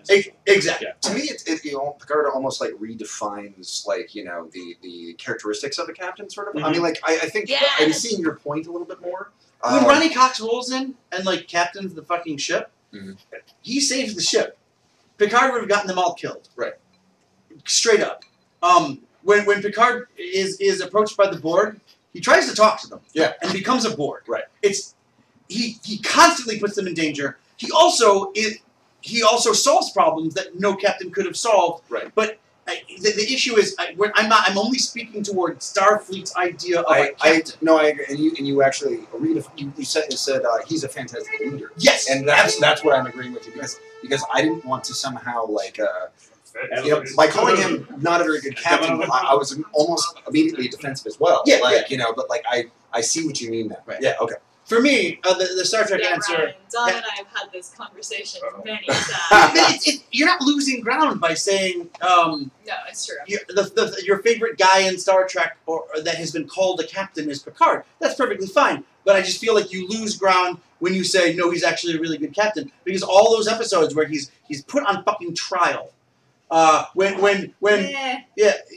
and then they list all the shit from all the other episodes that he fucked the fuck up, or like when Ronnie Cox comes on and just takes the ship because he's fucking it up. He's doing all this mungy diplomacy shit, and he's got a job. He's the flagship of a military organization, and he's talking to people, and that's not what he's supposed to be doing. Right. The diplomacy thing is not necessarily the captain's job. Exactly. He's the most likable character in Star Trek. He's the best explorer or something. Oh yeah, totally. Oh, He's yeah. absolutely the best explorer because he cares about all this stuff. He doesn't give a single shit about the Prime Directive at all. He poops none for the Prime Directive. No poop is provided. But I do like to point out, in the Star Trek canon at least, the best captain, not maybe the best likable character or whatever, the best captain is the only captain on any show ever to go from captain to vice admiral to rear admiral to admiral in like 2 years. And her name is Catherine Janeway. I was waiting for that. As a captain. Yeah. Not the most likable character. She's the only captain in all of Star Trek to just say, yeah, fuck half the crew. Right? She's the only captain to euthanize the fuck out of another and walk away. She's the only captain to fly her ship into other ships. Not once, not twice, not 3 times, not 4 times. If you count the time that she flew it into another Voyager, 5 times. She did the captain's maneuvers. Those are in the book. She's the only Starfleet captain with the Omega Protocol. She's the only one they trust to carry the answer to the one thing that will destroy the universe. Like, that's a thing in Star Trek canon. We ignore all that because they're the one time she turned into a fish and fucked Paris. And that's totally legit. But I'm just saying, from a captain. Fucking Paris. Wasn't that the dude from Krull? Yeah. So anyway, that was Trent's answer. What's your answer, Don? Shit. Hawk from Gate of Thunder. Of course. He's the coolest captain with the coolest ship. I had one. Come back to me. Go ahead, Andy. Taggart from Galaxy Quest. Yeah! Because fucking A, that's the best Star Trek movie that was ever not Star Trek. Yes. That's true. That's very true. Yeah. Vanessa. I have no idea what the question was. What's your favorite pilot ship combination? So you have to give a ship because I gave I don't remember what the ship's called off the top of my head. It's Hawk and the Hunting Dog. Right, but I don't know what mine is. Taggart and the fucking ship. The ship. Guy. Taggart and the fucking ship. It's the Omega 13's, the thing in the belly. I remember that. Sure. I can't remember it off the top of my head. Ship and pilot combination. Oh man, I don't know. I need more time on that one. Sorry. I'll go. My favorite, this is totally the opposite of all what we're talking about. My favorite captain is Captain Jack O'Brien, Captain Jack Aubrey from Master and Commander movie. Have you ever seen that? And book series. Yeah. There are 20 books. They're pretty amazing. His ship is called the HMS Surprise. Nice. It's pretty awesome. I would recommend them. They don't go into space. Or These finches I don't think it matters. I like the pilot. I'm sorry, I can't remember the name now. The pilot in Firefly. I think he's Malcolm Reynolds. Malcolm Reynolds is. He's just got such a great relationship. Well, the pilot, the captain. But they actually, to be clear, they said captain. They did say captain. They did say captain. I screwed up. Sorry. They said captain. Oh, then I have to rethink. Sorry. Yeah. Washburn. Yeah, he's. Mel is the just captain. From the moment he had those plastic dinosaurs on the dashboard and then had to like toss them off and like start like maneuvering, I was sold. He's such a good pilot. He can actually do this with no stick there. Yeah. It was made for 4x3. It was made for 4x3. I forget it. Yeah, don't 16 by 9 that stuff, bro. No, oh, so good though. Yeah, look good. Your turn, sir. We gotta move on to the next question. Actually, I forgot the really good one that I had, and my backup was gonna be Captain Reynolds in the Serenity, but I think it's already been uncalled, so let's just move on. Wow. I didn't say Reynolds. I The would say captain the with the ship in our game refuses to answer the best captainship question. We don't know yet. Rick M. Stonewood and the Star Wolf. Yes. All right. Let's see. How about I say Han Solo and the Millennium Falcon? How about Fair. that? That's not All his right. ship, but fair. How about Lando Calrissian? Yeah! That's true. How about Chewbacca? He is not a captain, unfortunately. Anakin Skywalker, that weird double wide bomber. Yeah, that he that was got. pretty neat. That like special edition. Darth Vader and the TIE Interceptor. I didn't realize. Yeah, I didn't realize that because the TIE Interceptor. It's because right. He gets like the special parking pass. I mean, he is more machine than man. Yeah. So he would totally get. He'd get to park in front of the Death Star. I wonder if he has one special one that he has. Yeah, probably. Like it's badass.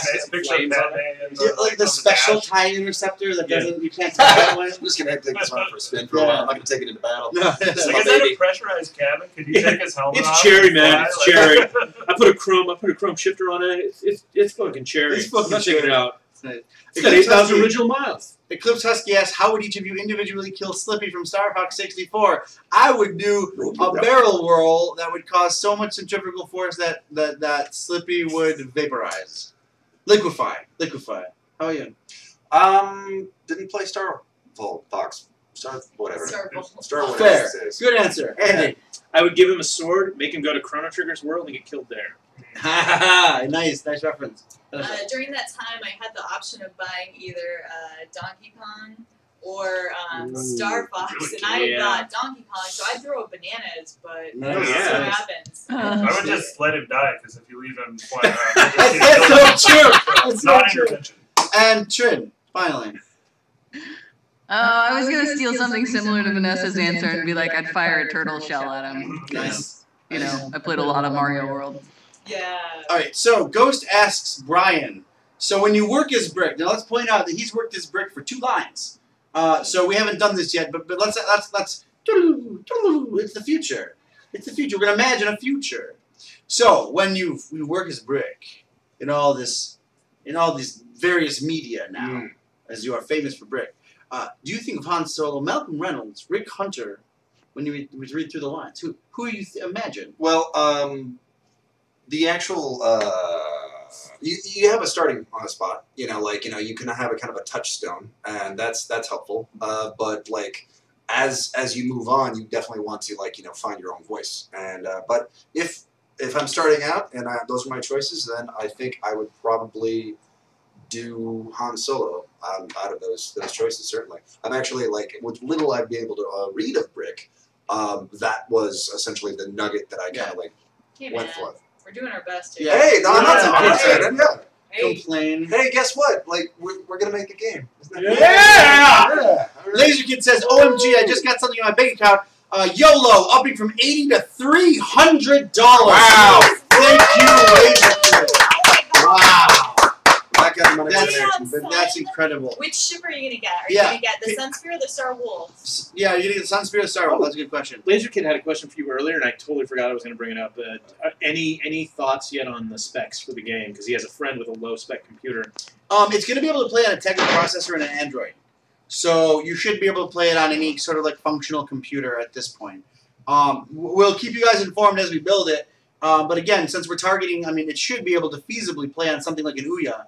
I think you can probably get away with playing it. And I've just updated the comments section of the Kickstarter, and there was a ton of questions about specs and rewards and all sorts of stuff like that. So feel free to check that out. If you feel like you asked the question recently and hadn't had it answered, it should be answered by now. Vanessa has been the best mod on those comments, so keep up the questions there. Since we have more movie people here, how do you feel about the petition to get the live-action Ghost in the Shell movie to actually star Asians rather than Americans? Good question. Asians can't be Americans. Oh, Leave now. You can't be American. Sorry. You got one or the other. No, I'm gonna start. I worry that I hope you guys will ablate the damage done by my answer. Songland Kitten. Thank you for the follow. I don't think. Oh man, how do I say this appropriately without? You have to know me to know that equality is that's the barometer by which I live my life. And this answer is part of that. In fact, I don't know what the arc of the story is. I don't know if they've relocated it from Japan to San Francisco or whatever Idaho or whatever they do.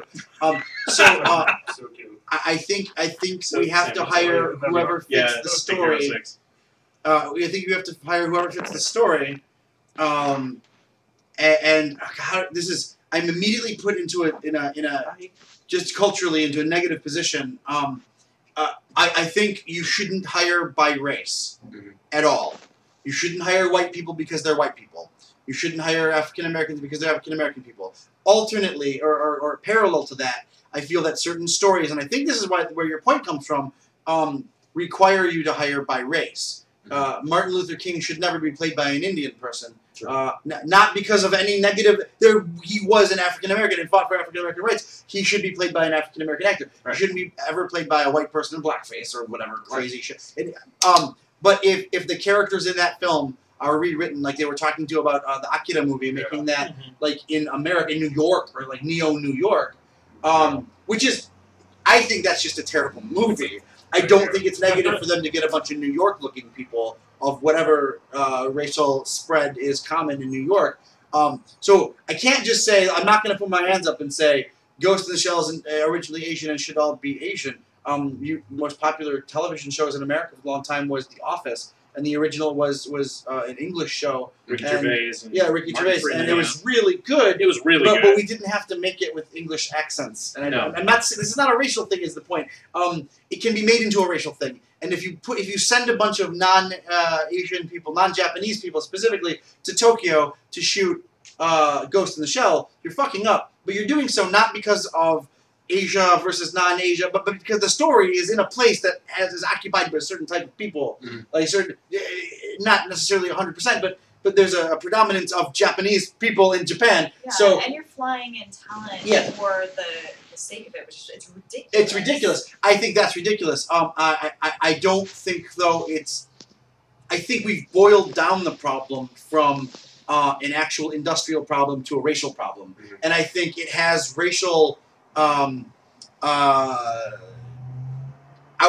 It has racial symptoms, but I think the truth is the actual problem is shitty people making shitty movies and not like making the right film, and that comes out in a bunch of shitty ways. Like I'm sure the people who would fly a bunch of people in to play Ghost in the Shell would also have the shittiest script for Ghost in the Shell. Yeah, I mean, I don't know if you guys remember, but I guess maybe about a decade or two back, they put out a new version of Pride and Prejudice that was a Bollywood film, and it was incredible. Yeah. You know, because if it's a good story, it can transcend it. Exactly. Right. But somebody pointed out that it was Scarlett Johansson, and they're like, oh my god, she's a great actress. But if Scarlett Johansson is playing Sergeant Richter of the mobile Robo Force, yeah. If she's playing Makoto Kusanagi, no. Problem. Right. No, because the character has a history, and I don't care. Yeah. But I don't think at that point we're petitioning for race. I think at that point we're petitioning for a character. No, not even that. Makoto Kusanagi happens to be from Japan. Right. So I can't have a non-Japanese character play a character by default. Yeah. So authenticity to the character, not just to the space. So I wonder what they're gonna that's do. my answer. Yeah. Well, Akira is a good example because by moving that story and the setting is Japanese as shit. It is entirely Japanese. Japanese. You cannot take it out of there. No. It's literally an allegory for the guy. To be there. Ghost in the Shell, I'm sure, is more of a police procedural, right? So you could probably skip around a little bit, but it's still pretty Japanese. If it takes place in New York or Idaho or whatever, then it's going to be a shitty movie, right? With white people in it or whatever. White people and then the 15 token people that in America who've decided we need to put in movies, because not because we give a shit actually, but because some focus group said a thing, which is the super wrong way to do it. But that's my answer. I hope I've probably flared a couple people and made a couple people placated. You guys answer as well, please. I'm going to say if you're worried about the casting of the movie as the primary issue, you're going to be sadly disappointed no matter what happens. I mean, they're making a Ghost in the Shell movie. This is probably not going to happen.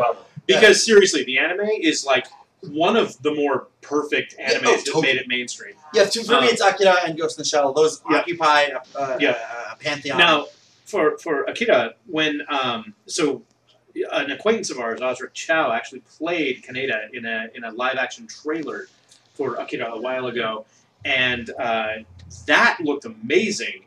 But nobody argued about it. Yeah. Nobody argued about it. He's not Japanese.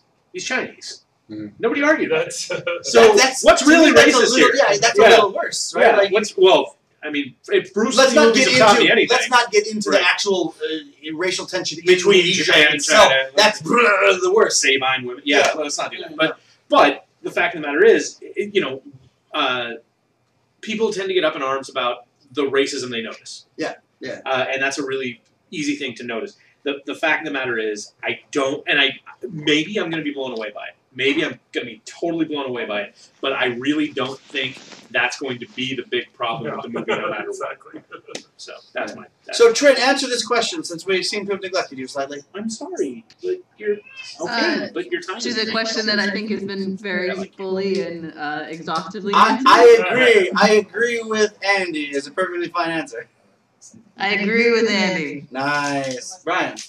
I'm gonna actually have to step back from this because like you guys seem to be very familiar with this property. I'm not. So, but That's the super fair answer. but like cool. but yeah, but like all the points that you've made, I agree with them with what little I know about it. Sure, Yeah. I'm a fan of, I mean, if the story really takes place in a specific place, then people should be cast that would, represent that that place. That doesn't make any sense to Right. have other people. Right. I know. I will say that I enjoyed the anime quite a bit, but I remember like in the 90s when the whole thing happened, a lot of people in the like anime community were like pissed off because it wasn't like the manga. So I mean, you're never going to get away from this. You're never going to get fucking away from this. So She's Steve, not naked in the Yeah. comic book. So And Cisco's a I'm commander. assuming that your input was your answer kind of thing. Oh yeah. Sorry, yeah. It's just depends on where they put it. Like if it's in Japan, and they probably would throw in some throwaway lines because she's like Kusanagi's like an android or whatever. Yeah. So like it could be it's a consciousness like downloaded into various bodies. So I guess they could come up with some BS, but I don't think that's probably the way to do it. There's an interesting note in that movie. There is I'm wide awake and physical. That guy, the ultimate hacker guy, was actually went into a white girl in A Ghost in the Shell, but. Yeah, they bounce around in various bodies. It's I'm being gross, and you're too tired to catch it. Oh, sorry. Okay. Yeah. So there's a good question by Ghost. Where does Brick find cigarettes in space? It's super easy. They were issued to him 130 years ago. They don't exist. Tobacco does. The candidate planets that we think may have been Earth don't have tobacco anymore. Brick has a single pack of smokes that are half smoked, and has nothing else. And it's a bad situation for him, as he likes the smokes, and it's bad that the rest of the universe doesn't, and thinks it's gross and shitty that he has them. What's next? What's going on? Whoa.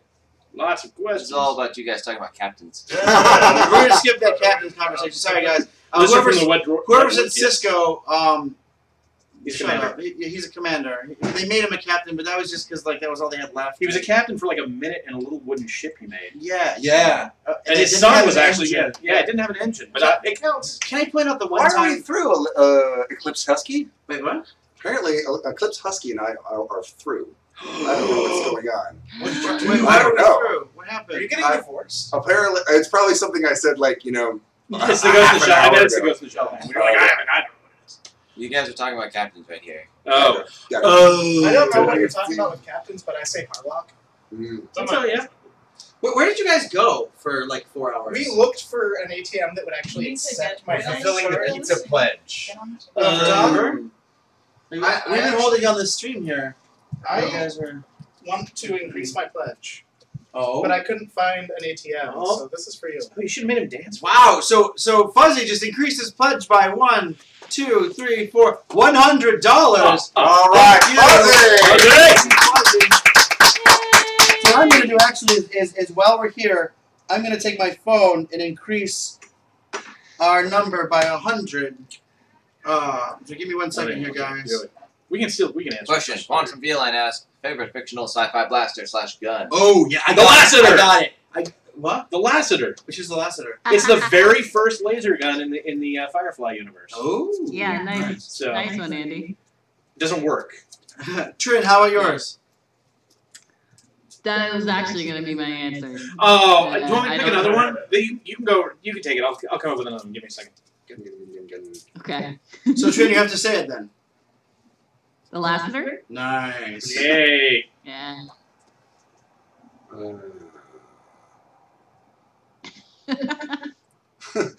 Sorry, all the knowledge I think I have of like named weaponry and fictional properties are like swords and shit. So I'm having a difficult time with guns. What's Vash the Stampede's gun? That was pretty cool. Yeah. Was it a sci-fi question? Was it sci-fi only? Yeah, I don't know if it was sci-fi only because I mean I It says- also Yeah, sci-fi. okay. Is supernatural sci-fi? Kinda? No, it's not. No. That's just fiction. That's just Yeah, supernatural fiction. All right. Can I go? Yeah, Actually, do it. Steve, you go.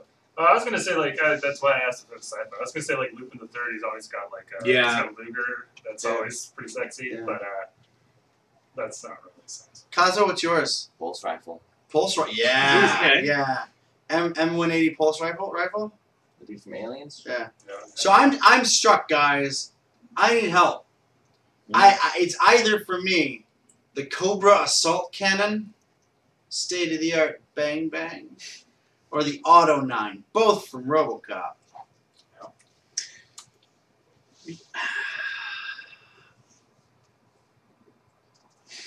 That's fucking good. It's a good question. One of them is RoboCop's individual gun. I'm gonna go with that one. The Auto 9. Yeah. It's so good. So yeah. I'm going with the Auto 9. Yeah. I would go with the Auto 9 as well for that choice. I give up. I'm sticking with I would also say a Walther PPK, but I know that's not sci-fi as well. That's James Transformers. Bond. That's Transformers. That's Transformers. Yeah. Walther PPK? Yeah, that's actually Megatron, the original Megatron. That's Oh, true. it must have been Oh, James video Bond games. then. That's true. Back when you could like actually get killed That's for amazing. holding Megatron. Yeah. All right, Well, say it works. I mean, back then you couldn't get killed for holding Megatron. You could. So Pyro Insane says, are you guys going to do stretch goals after the Kickstarter PayPal thing? We're going to try to get money for a time and call it stretch goals. There's got to be a time where we have to cut it off and get working on the game. So we're going to give it a shot. We're going to put this stuff on a website in 12 hours. Mm-hmm. Starr Mazer, will you make a kick-ass 90s trailer for its release? Yes. That's already a done deal. No, it's not going to be a kick-ass 90s trailer. It's going to be an Immigrant Films trailer. So those have been. You're right. Those have been Awesome! I was gonna say, I'm definitely. It will be an Immigrant Films trailer, obviously. Yeah. Kazuo, have Vanessa check her email when she has a moment. Yes. Very well then. I agree. Trin, what do you think? About which part? Do you concur? I concur. Yeah. All right. That's good. So, what you're this is talking all about. the. Yeah, I'm sorry. We're going Wow. to. So so Brick kept the cigarettes as a lucky charm. No, he kept the cigarettes to smoke them, but then he blew up a giant capital ship and went into space and got lost for 130 years in cryosleep. So those are just leftover smokes. Quantum Feline wants to know what our favorite alien is from any media. Trim, starting with you, what's your favorite alien? God, I have What's such a my good favorite answer. alien? Favorite alien. Oh man. Individual or species is fine. Go ahead and pick. That's a tough question. If someone else knows their answer right away, they should go. Andy. Oh God, I've got so many. Like Pick one. Favorite one.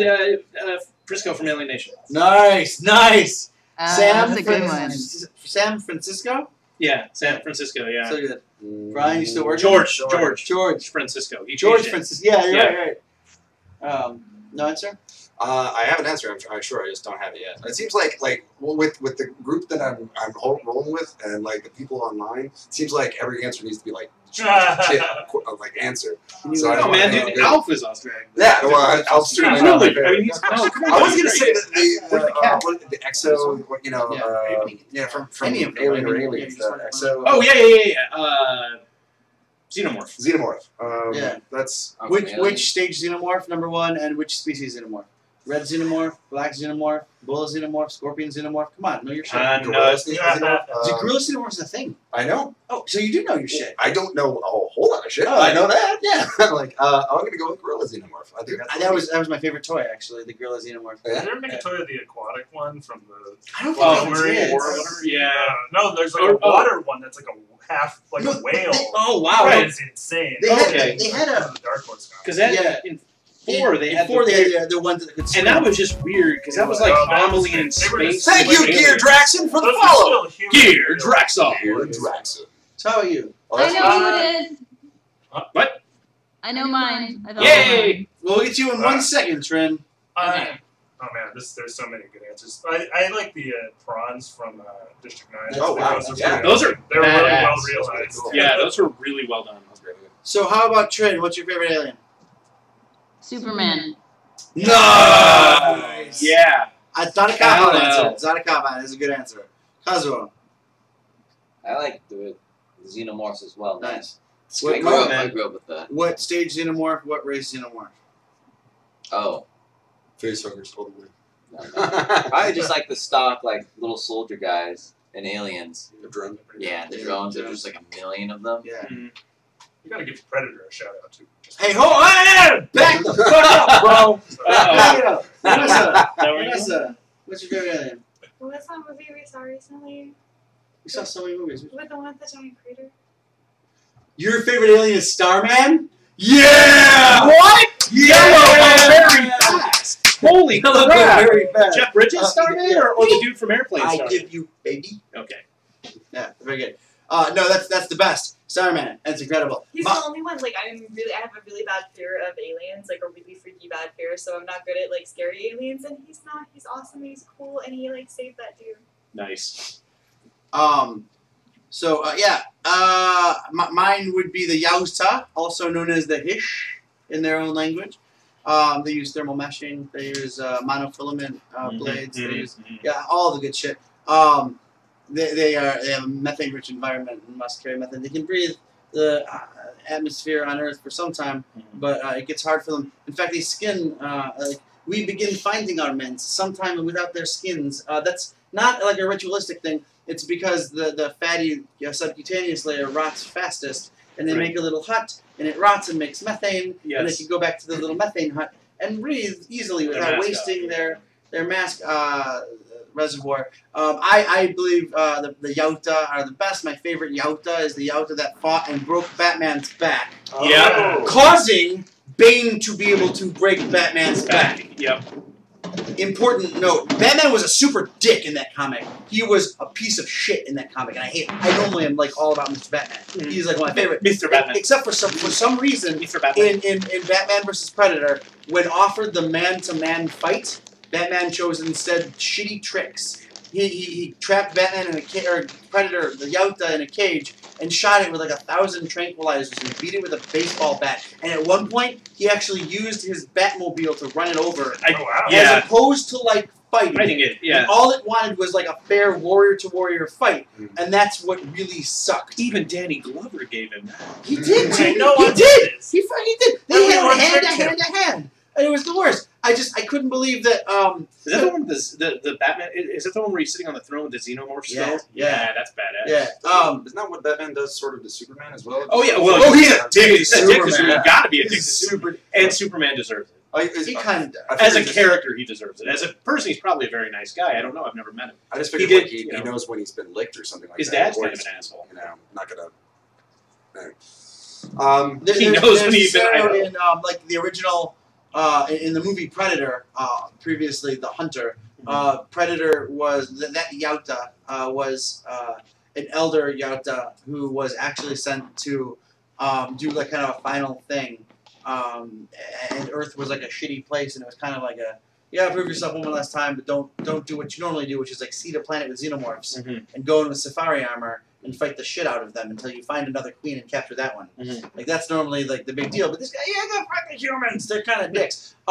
the Yakuza in It's like a Predator starter 2. Yeah. Really? They actually that was a young Yakuza trying to prove himself, and you can see Kevin Peter Hall played both of those Yakuza. And in the first one, he was graceful and like jumped from the rock to rock, and he was very smooth. And he was perfectly. He could go jump all through the trees, and he was like super like set up. The Yakuza in Predator 2 was played says Kevin Peter Hall like a young Haitian, like very bravado, very aggressive, very because they're sort of a tribal culture that he was. You're waiting for me to shut up. Maybe.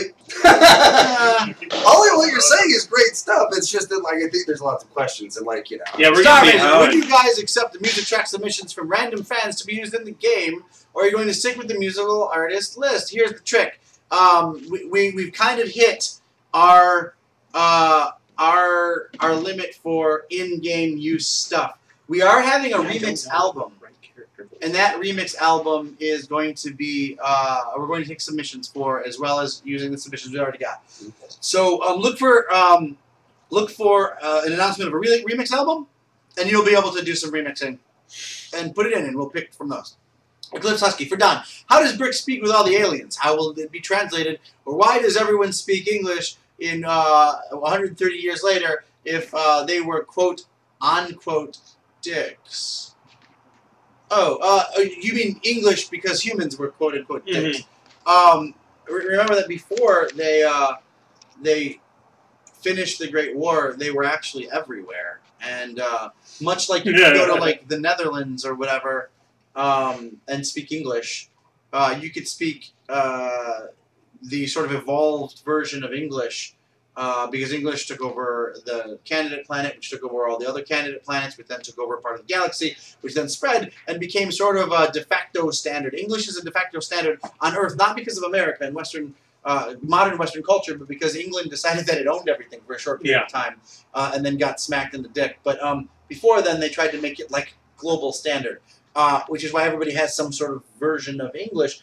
We did similar things in this fiction. So English is actually kind of like a shitty language that people like have to know to deal with the dregs. And Brick is also shocked in the universe to find that most people actually speak it, or at least understand it to some degree, whether or not they talk back to him. In the trailer, Slimo does not speak English. In the third trailer that we released for Destructoid, Slimo does speak English. See, I didn't know which take you even used. Yeah. Someone asked me to say piss off, but we haven't found a character yet. Yeah, we haven't. We found a temporary character when we did it originally. So what you're saying is like there's not like a universal translator situation. No. It's more like there's whole lots of languages, and English is like dirty common that everyone knows. Yeah, yeah, totally. And everyone knows multiple languages. We actually on Earth that's kind of a standard. In the United States, it's not. But it's almost everywhere else. That's kind of, unless it's a giant like. No, it's not. I was about to make a statement that was totally untrue. Even large single base culture places tend to have multiple, like just built-in multiple languages, and technically we have multiple languages across the contiguous United States. We don't acknowledge them as languages, just like we don't acknowledge our states as actual like countries, even though most of them are larger than countries and other large coalitions. But all of that said, I think it's more natural for sentient beings to know multiple languages, just by default, especially in a superly multicultural place. Yeah.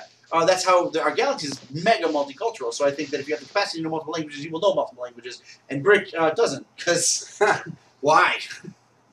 Question: what kind of accent is the male model / voice actor Brian Lewis going to give me?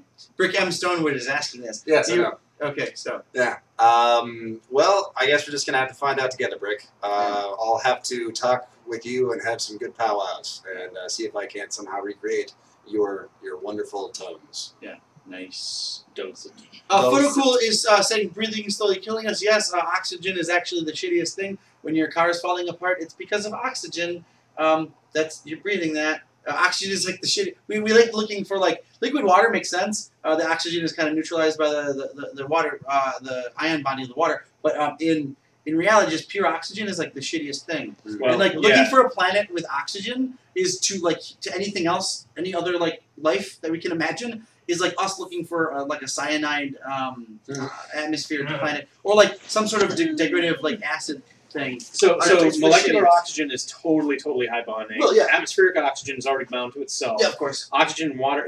This is the whole this is now. I don't want to get on a political rant or anything, but people who talk about fluorine in certain in certain things that people do potentially to keep their children safe, whatever, or mercury. Those are not atomic. They don't have any of the same properties. No, and I'm not saying anything like that. No, I'm just pointing out straight up, oxygen is Water's a shit the thing. devil because of its polarization. No, totally. It's the universal solvent, man. That shit'll tear through anything. Yeah, and it does.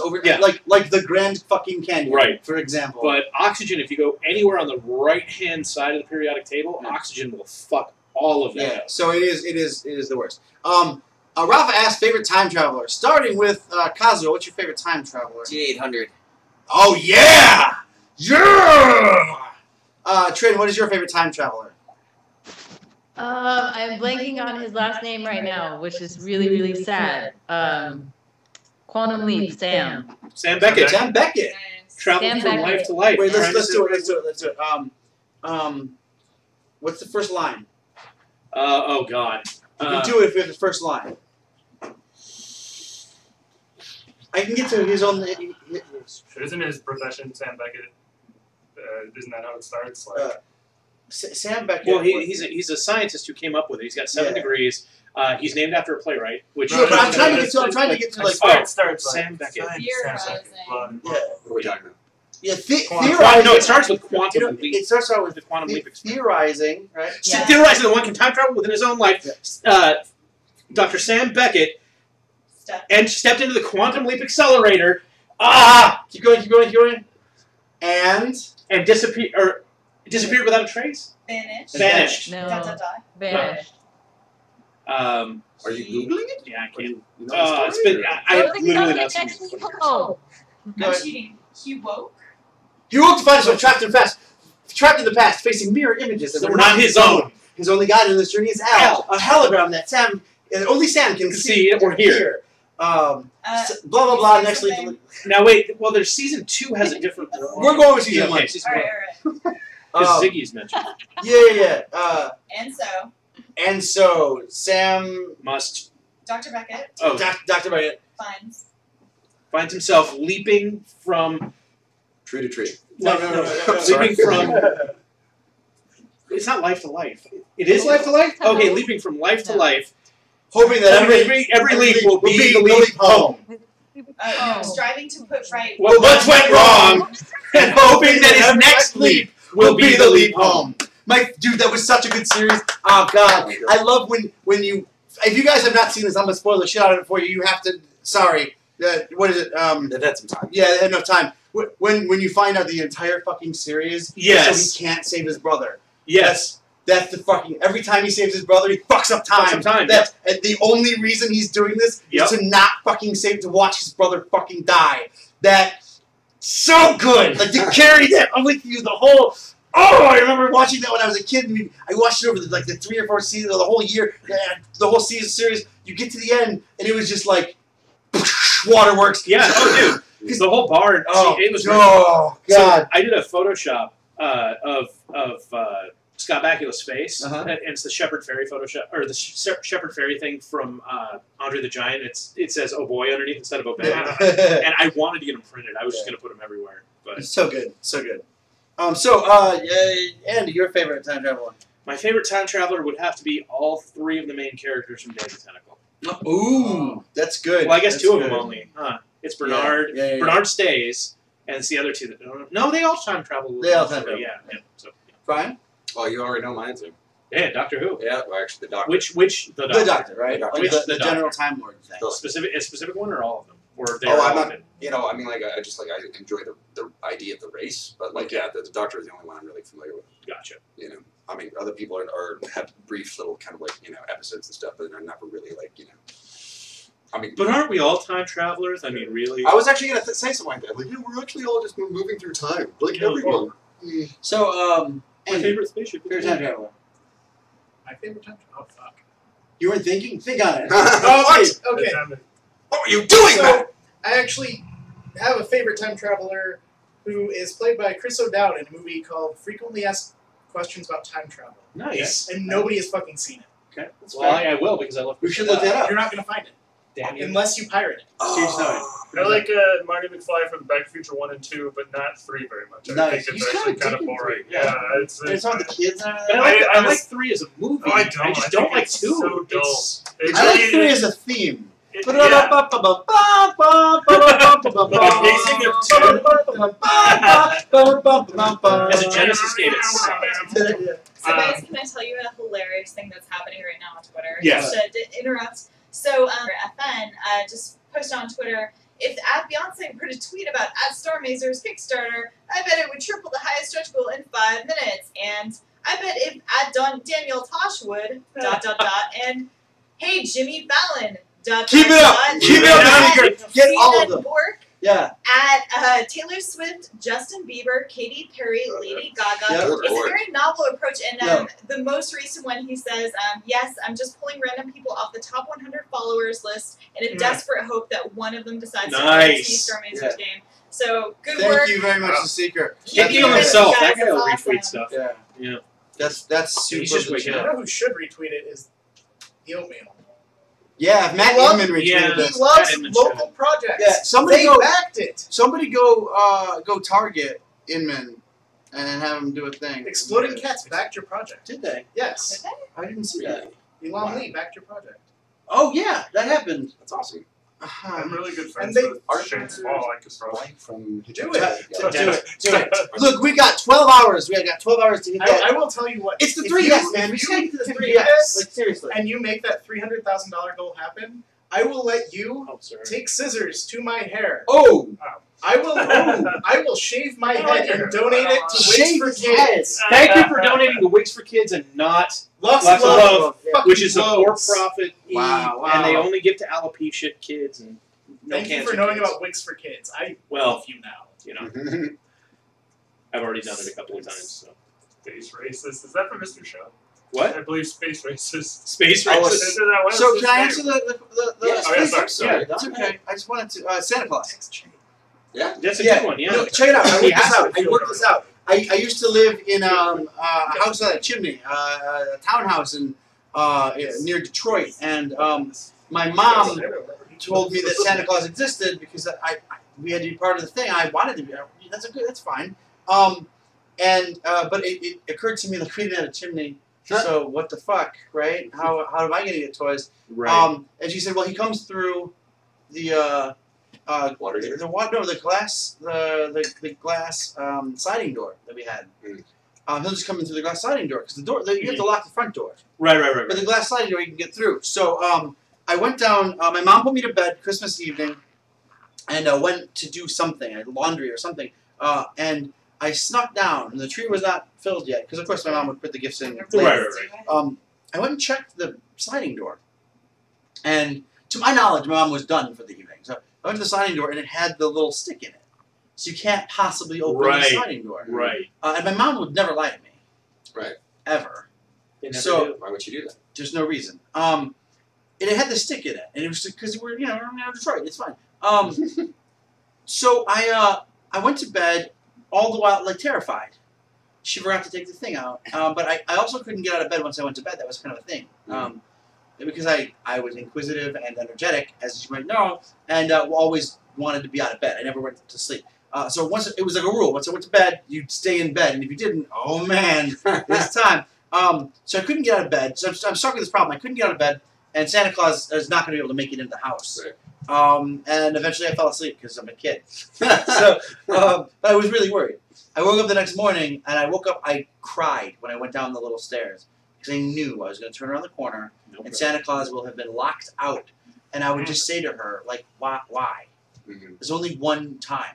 Yeah. And I come around the corner, fucking Santa Claus has been there. Not only has he been there, but he's like, we left carrots out, and the carrots have been partially eaten. The cookies have been partially eaten. It's all very... I like how the Santa Claus never actually eats All all the of the thing. cookies, It's just no. like, no, I was here. But Okay. I spent the day working this out. I had to figure out, and I didn't ask my mom directly because she didn't have all the answers, and I didn't want. So I worked out. I said, so you said he came through the glass sliding door, and she said yes. And so I started reading. We had a whole big encyclopedia thing, and I just spent fucking Christmas working this the fuck out. Santa Claus vibrates at a very, very high. Like the Flash on PC. Maybe I'm not really sure how the Flash works, but Santa Claus can actually, since he's not human, obviously, he can vibrate his molecular structure till transparent material that lets photons through and other radiation through. He can vibrate to the point of being near radiation in a molecular structure and pass through those objects. But that's why it had to be the glass door. But to do that, he would have to be able to have a really, really intense control at a molecular level of the space between atoms, which would mean he would definitely have control of time. Sure. Because that's how fucking time works. So here's the trick. He can phase through glass by vibrating himself, which takes a ridiculously enormous amount of energy, which he gets from cookies. Right. Because it's just Or pure glycogen. Oh yeah. He's converting constantly. He needs the cookies to fuel his ability to deliver gifts. And the Flash. Yeah. This is crazy. I didn't know anything about the Flash. Seriously, the only thing I knew about the Flash was that one show with the guy and Amanda Palmer. Who's not that? Amanda Palmer. No. And Amanda. Yeah, I know who you mean. Dude. Not Plumber? No. No, not Amanda Plumber. No. No. Anyway, so I worked out that Santa Claus did this, and I explained it to my mother, and she just said, "Yeah." Yep. So Santa Claus is the best time travel, and because he can be in multiple places at once, that is actual time travel. Yep. Happy New Year, Don.